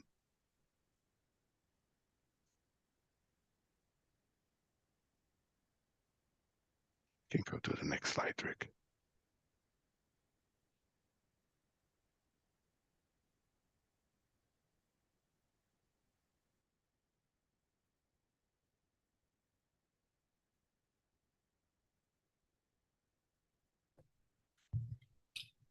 Okay, we have a continuation of the questions with Claudia and Marie. I'll play that now.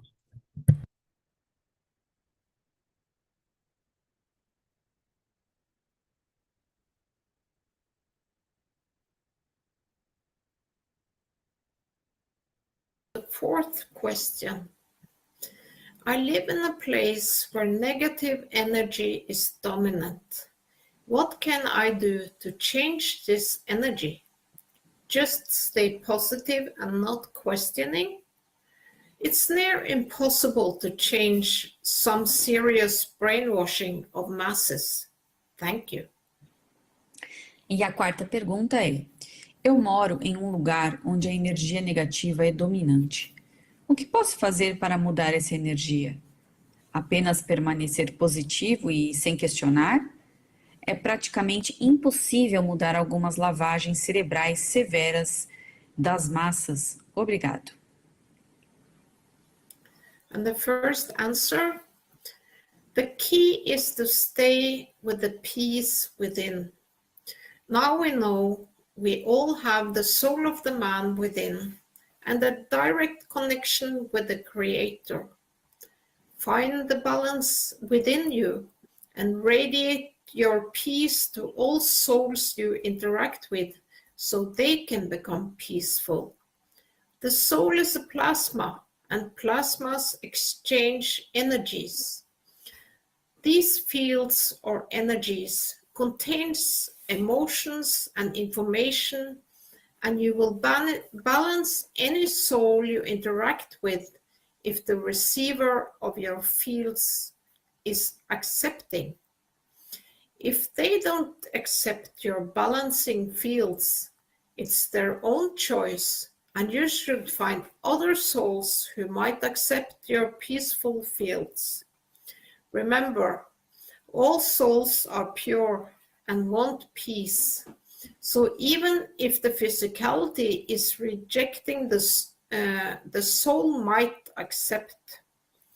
Radiate your highest fields of peace and unconditional love to your environment.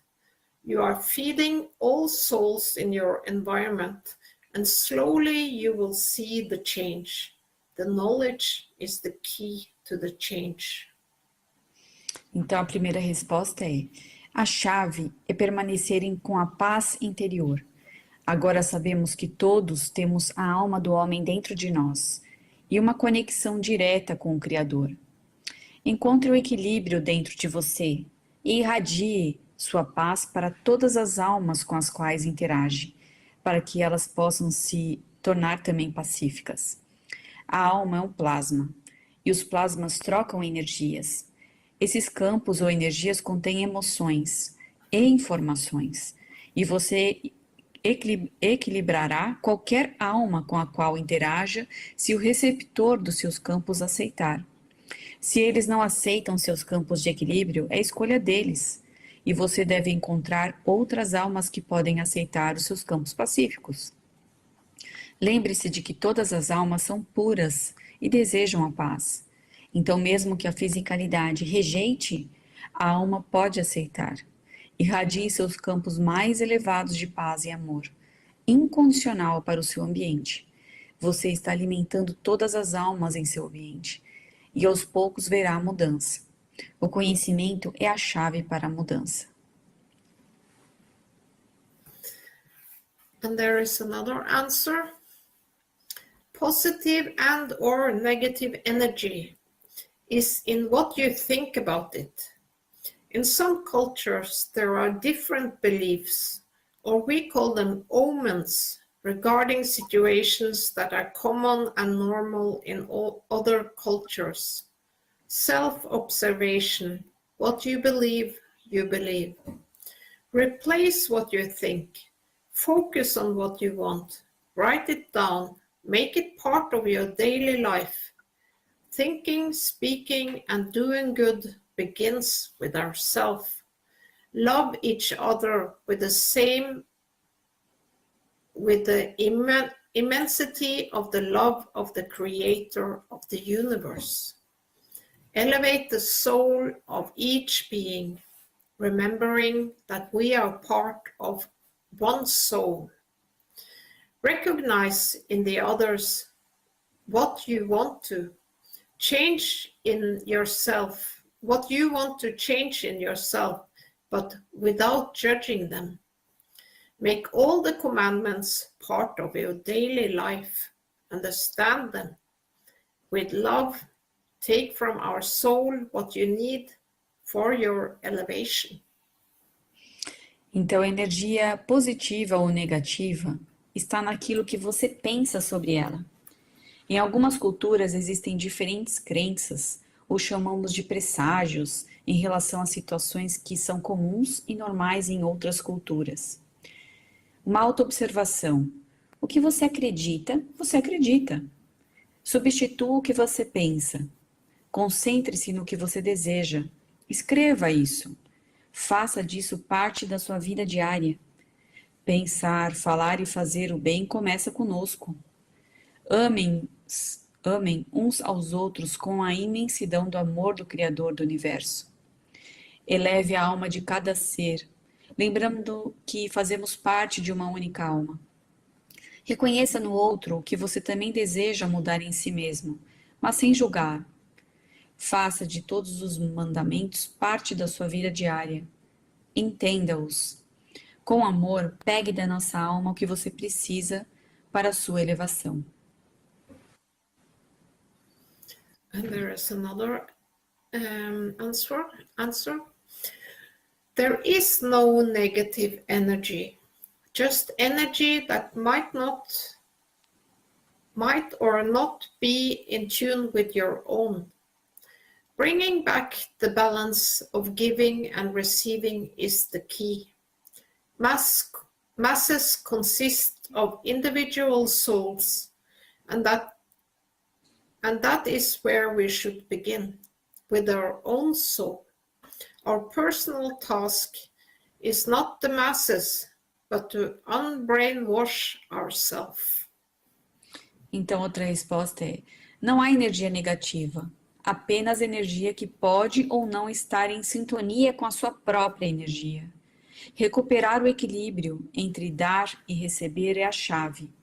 As massas consistem em almas individuais, e é por aí que devemos começar, com a nossa própria alma. Nossa tarefa pessoal não é com as massas, mas desfazer a lavagem cerebral em nós mesmos. And there is another answer. First, learn what your soul is and what manifestation means. In fact, your physical life is nothing but a manifestation. Think good, speak good, and do good. This ethos opens the way to creation. Then ask yourself, what do you want to create? Is it for you, for your family, for your city, your country? Or is it through your own elevation for the elevation of all? Together with the systems of the Keshe Foundation is preparing and testing, we will see unknown changes. No more hospitals, no more judges, nor jails. Did you think about what this means? Everything is impossible till someone comes who didn't know that and changed it. Ask yourself, who is speaking to us freely every Thursday morning? We as humans always think in our restricted physical borders. We are at the verge of the soul dimension with all its opportunities, dear ones. Try to look with your soul eyes and start training this dimension. Then you will see how powerful the result will be. Brainwashing is physicality. Soul knowledge is creator level. Then there are no more limits. We love you. Então, a última resposta é: primeiro, aprenda o que é a sua alma e o que significa manifestação. Na verdade, sua vida física é nada mais do que uma manifestação. Pense o bem, fale o bem e faça o bem. Esse ethos abre o caminho para a criação. Então pergunte a si mesmo o que você quer criar. É para você? É para a sua família? É para a sua cidade? Para o seu país? Ou é através de sua própria elevação para a elevação de todos? Juntamos com os sistemas que a Fundação Keshe está preparando e testando. Veremos mudanças desconhecidas. Sem mais hospitais, juízes ou prisões. Ou é através de Você sua já própria pensou sobre o elevação que isso significa? para a elevação? Tudo é impossível Juntamos até com que os alguém sistemas que a Fundação Keshe está preparando e testando e mude tudo Veremos isso. mudanças desconhecidas. Pergunte a si mesmo quem está falando sem conosco mais livremente hospitais todas as manhãs de quinta-feira. Yes. Nós, como humanos, sempre pensamos em nossas fronteiras físicas restritas. Estamos à beira da dimensão da alma com todas as suas oportunidades, queridos. Tente olhar com os olhos da alma e comece a treinar essa dimensão. Então você verá quão poderosas são os resultados. Lavagem cerebral é fisicalidade. O conhecimento da alma é a nível de Criador. Então não há mais limites. Amamos vocês. So that was the answers from the Universal Council today, and I thank everyone who contributed. Thank you. Então essas foram as perguntas e respostas dos membros do Conselho Universal, e ela agradece a todos que contribuíram. Thank you, Marie, again, to be here. Thank you, Claudia.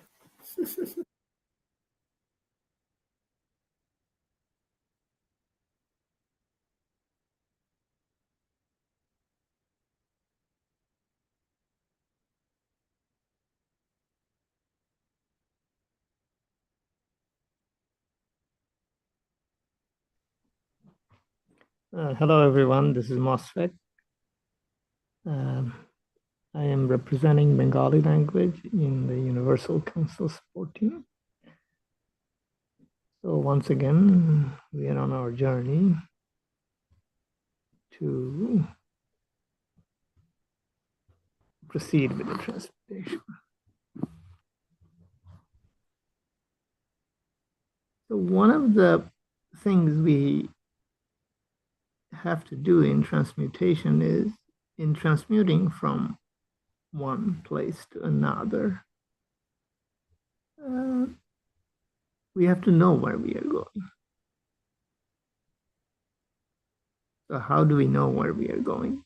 You know, we can of course think about the place. How do we think about this place? In a way, in order to go to a place, we have to have a phone number to reach the place, so to speak. In our experience, you know, as we have done soul elevation of others, we can use the image of the person that we remember and then connect to them through the image of the person. And we use that image as a phone number to reach the person. Now, if we look at it from the perspective of magnetic gravitational field, so the physicality, which is embodied in the picture, is a manifestation of fields from within. So we are using, in a way, a field signature of the soul to reach the soul. In our primitive ways of doing things, we call it a telephone number.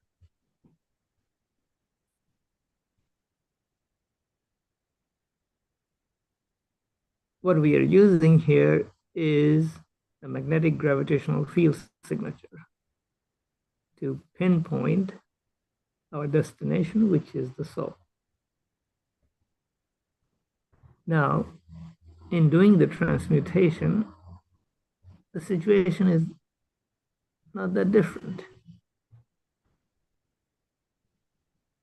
We work with a magnetic gravitational field signature. Can it be an image? Why not? Can it be something else? A smell of the place?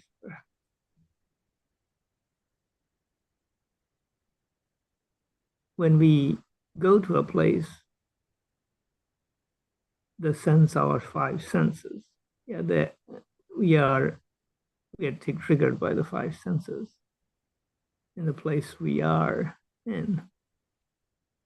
But is there more to that story? we get more than just the five senses. Because our soul of physicality and soul of man have capacity of recognizing fields beyond our five senses. So when we look at a signature, magnetic gravitational field signature, it's not just looking at it. We're sensing it with five senses plus a lot more. So in transmutation,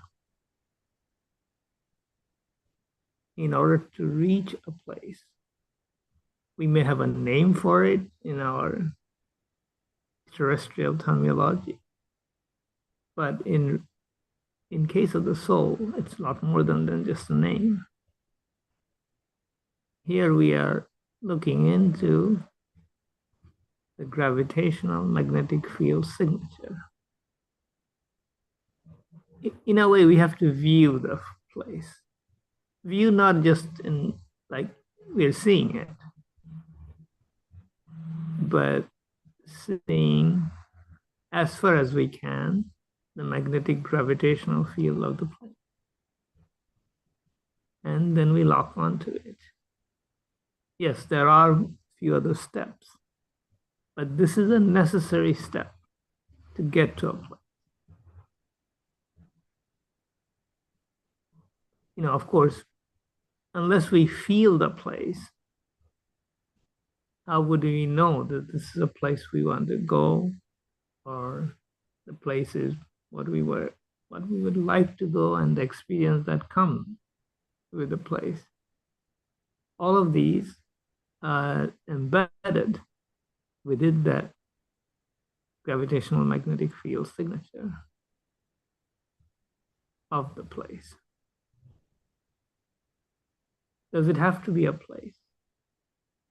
We want to visit a friend. So that's another way, another signature. The friend is there.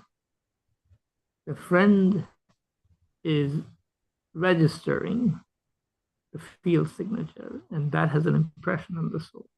We can use that to see, okay, the friend is here, and we have to land somewhere close to the friend.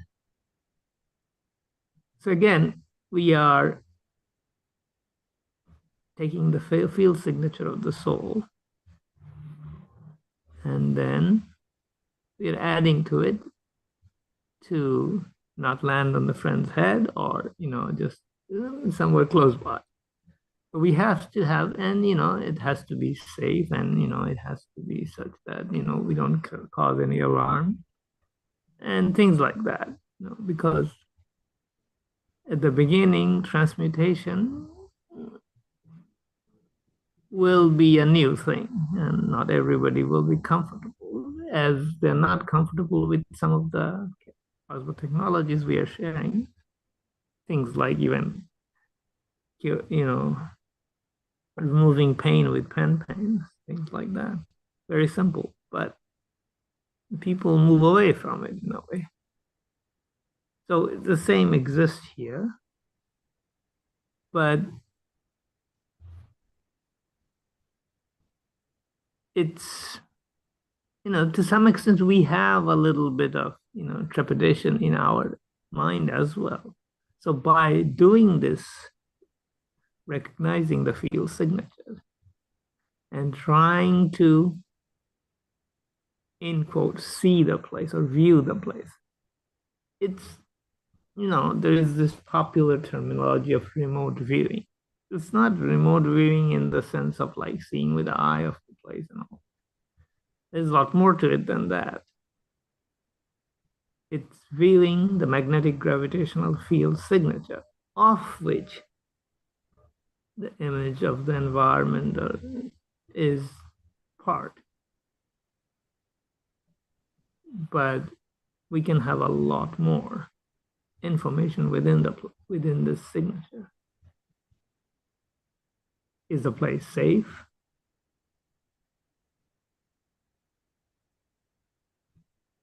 There are many things. Of course, there are more things in that place that may dictate our manifestation. Yes, in a planetary environment, it might not be too difficult for us to manifest in our existing physical form. Elsewhere, well, even on the planet, let's say it's somewhere under the ocean, a human body may not be the best thing you want to use there. So we have to adjust to the environment.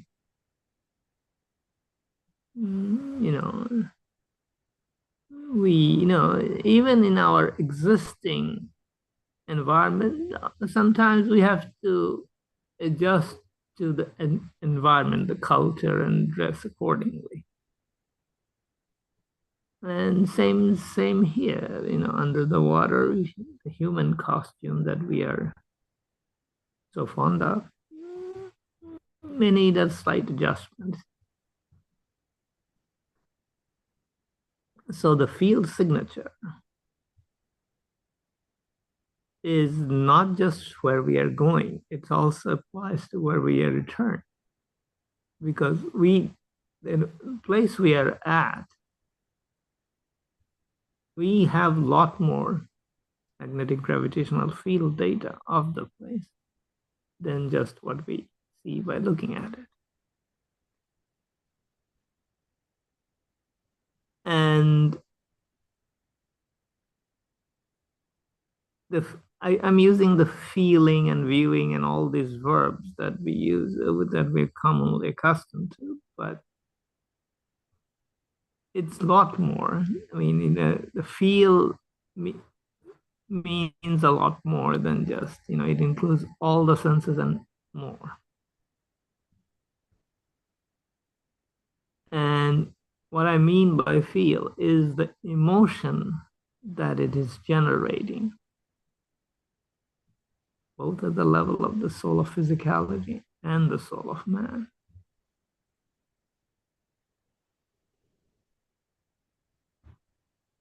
And the two emotions are the same, the physical level and the soul of man level. They are not the same.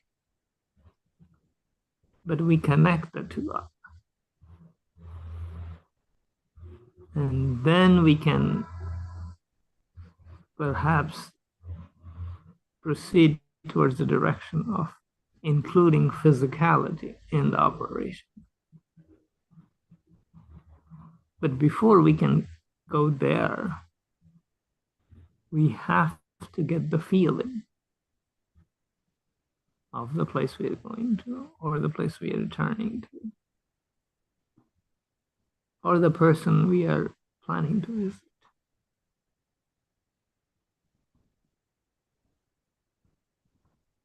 Now, it's not unlike what birds do.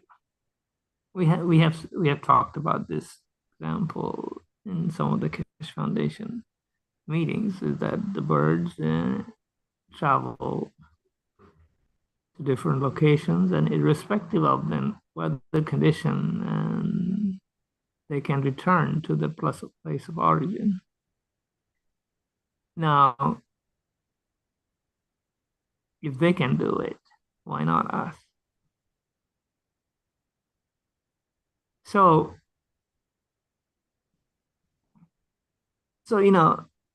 at the beginning we heard about, the use of the arm.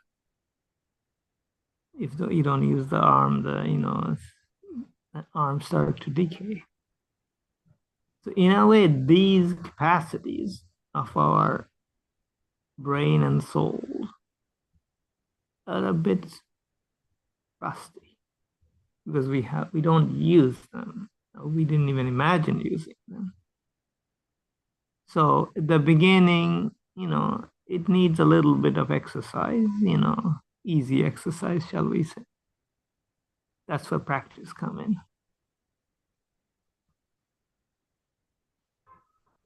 And it's not practiced by, moving your arm, but we can actually transfer energy from soul of man to soul of physicality and to physicality. And start transmuting the rust within us to an active condition where there is none of these conditions that inhibits the ability to operate this way. So practice includes dynamics or movement, as well as transfer of energies. The higher strength the energy is, the quicker the process.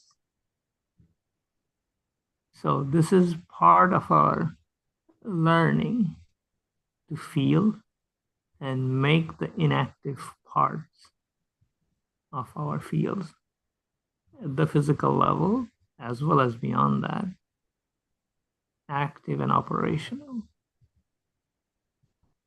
so that they function correctly. The arm moves correctly to grab things, same idea.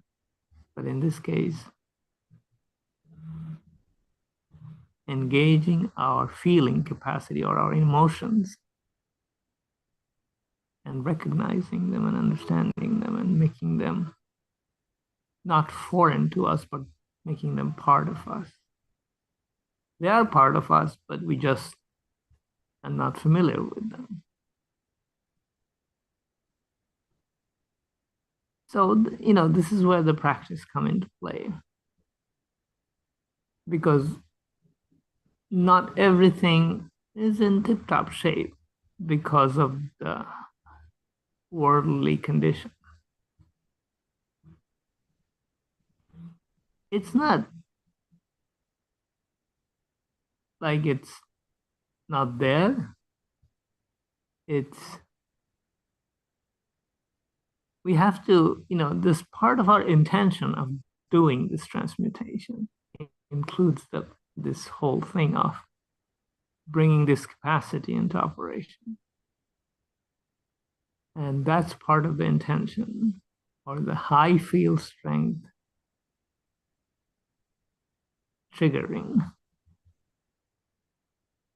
There has to be a trigger point, which is where the intention comes into place.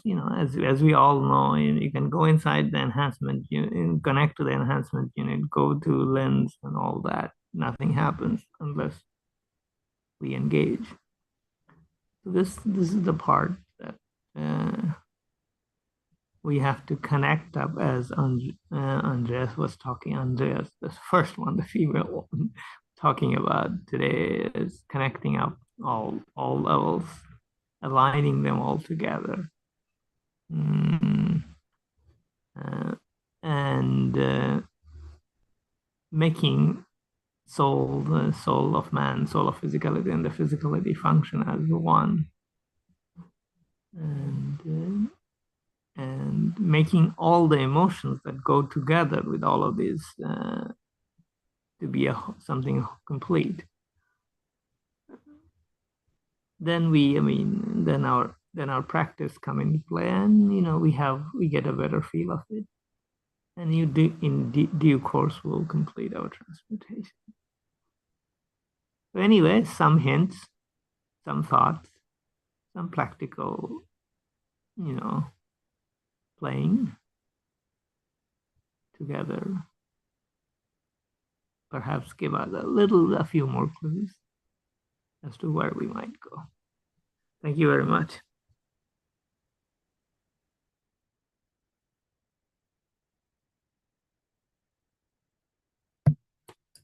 Thank you, Mashfaq.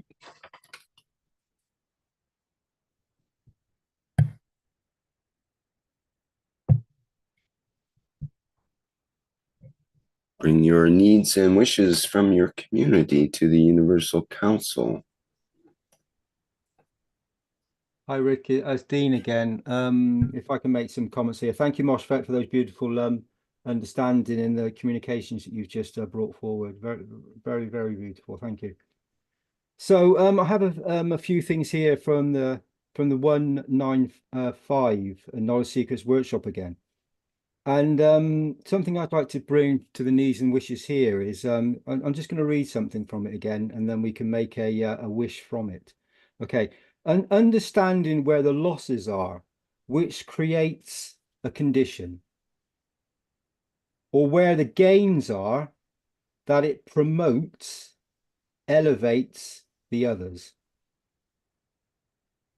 We have to step up. Not the physicality of the matter to confirm the existence of the soul. We cannot put a value and measure on the soul of the man,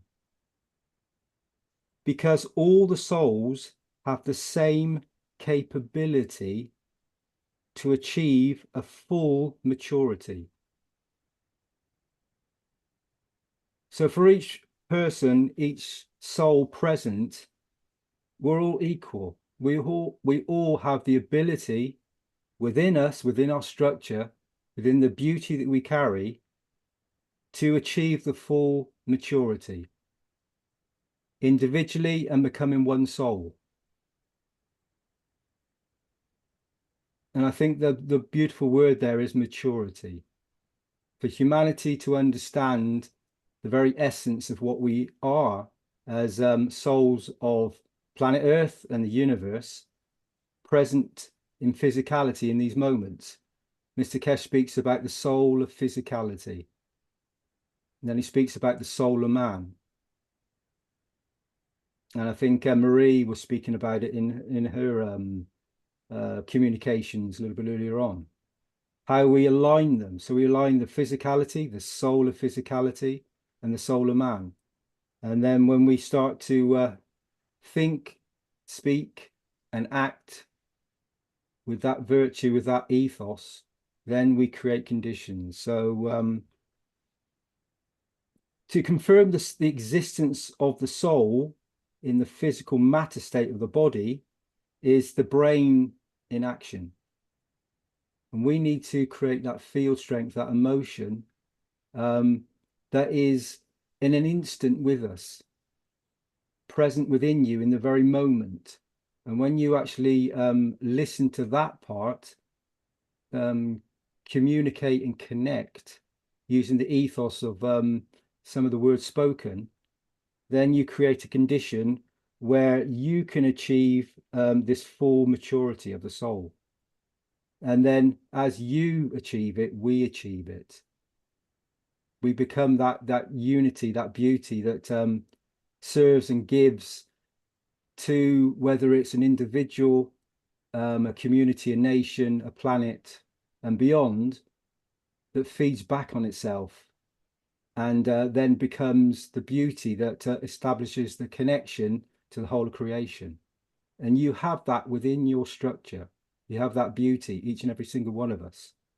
So my wish would be for each and every one of us in this moment to reach the full capabilities to achieve a full maturity of the soul, to bring peace within. Thank you, Rick. Thank you all.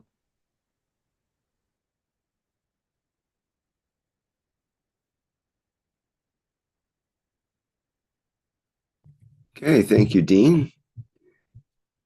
Is there anybody else who has a need or wish from the community to bring to the Universal Council?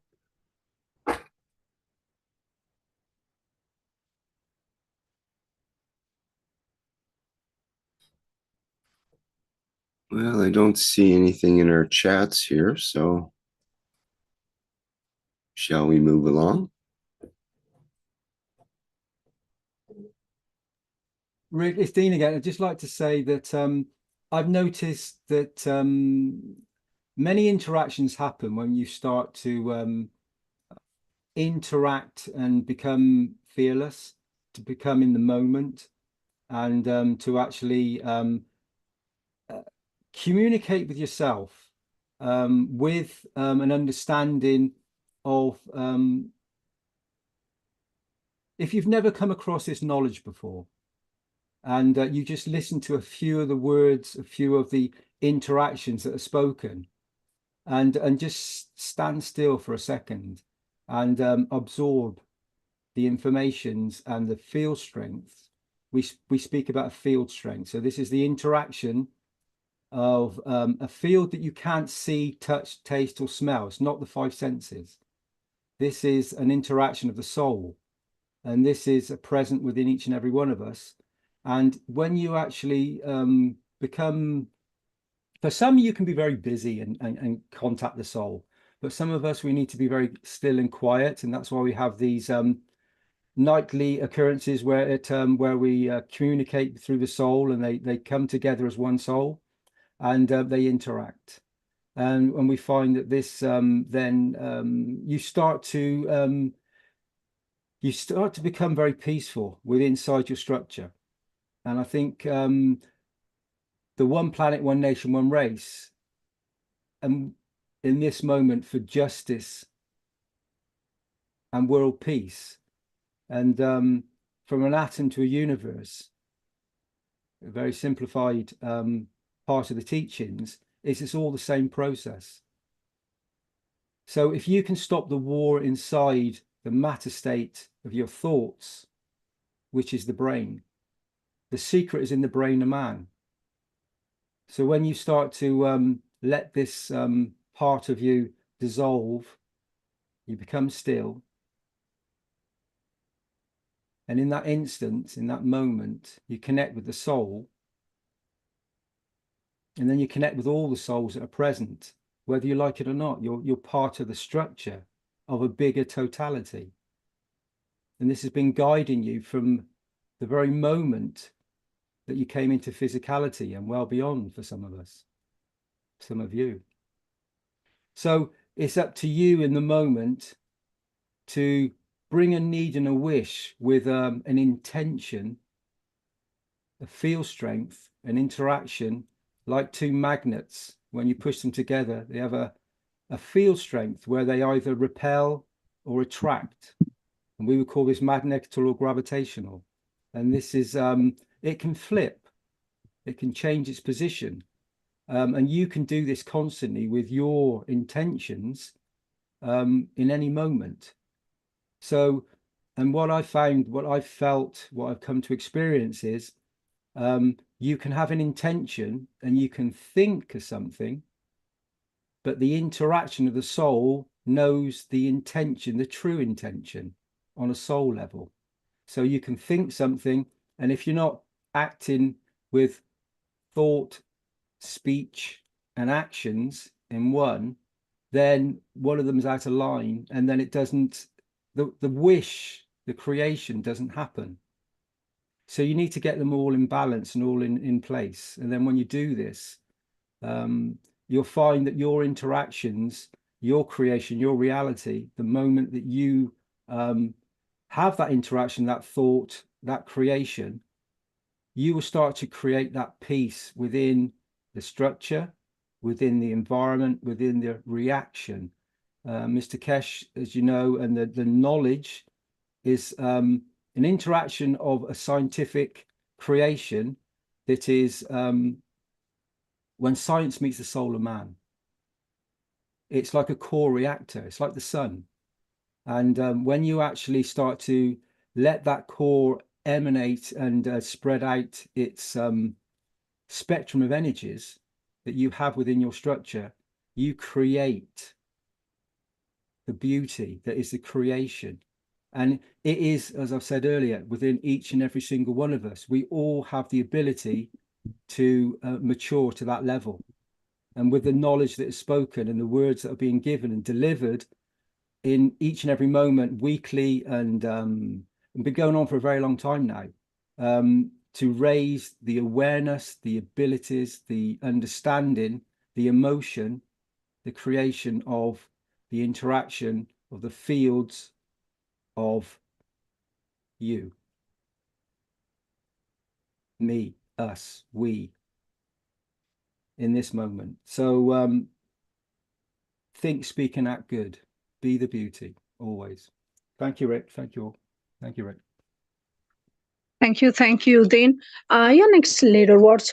In case you can appear physically for send wishes and need some wishes to UC, please send at the soul level constantly. We remember the last, one year ago, in plenary meeting and the session, the monthly sessions, unifying the souls, the collectively, unify the soul, the UC members for world peace. And Mr. Keshe months ago told us about that and say, okay, in that moment, start the peace, start achieve the peace and start the connected with the governments for the peace. And please bring physically or bring a user level. Thank you so much. And thank you. And in case anybody give more needs or wishes today, or pass at the next slide. Thank you. I think we can end with Giovanni's comment in the chat here, which I'll read. He says, I wish peace over the world and everybody reach the level of no different looking body and skin, but look in the eyes of the star, all coming from one source, the light and love. So peace, come looking each other with love, with peace. We will win this case, give and offer, same thing, which is love, one. Okay, thanks, Giovanni. Beautiful, thank you. Thank you so much. Next, please. Thank you. We are here to serve, not to be served. The Universal Council. Thank you, everybody, for unifying daily and every moment. Unify your soul for find the peace. We are the soul of peace. Thank you so much. Thank you, everybody, for coming today. Thank you, Rick, Mark, and all completely Universal Councils and Universal supported for today. Thank you. All right. Thank you, Lucy, and thanks to everyone from the Universal Council today. And thank you, everyone, for attending. This has been a longer show, but a very good one, I think. So this is and has been the 315th One Planet, One Nation, One Race for Justice and World Peace, here on Tuesday, February 27th, 2024. Okay, our next public teaching workshop will be the Keshe Plasma Reactor Group, and that starts tomorrow, Wednesday, February 28th, starting at 7 a.m. Central European Time. And that's for both newcomers and old-timers of the plasma technology, and we discuss a number of topics, always trying to bring it around to the plasma and our understanding of how the universe works. Okay, I think that's it for now. Again, thank you to everyone, and we'll go with our usual flight enhancement spaceship unit music version. Even though Sweta is not here, I'm sure she might be hearing it in one way or another. Okay, bye for now, everyone.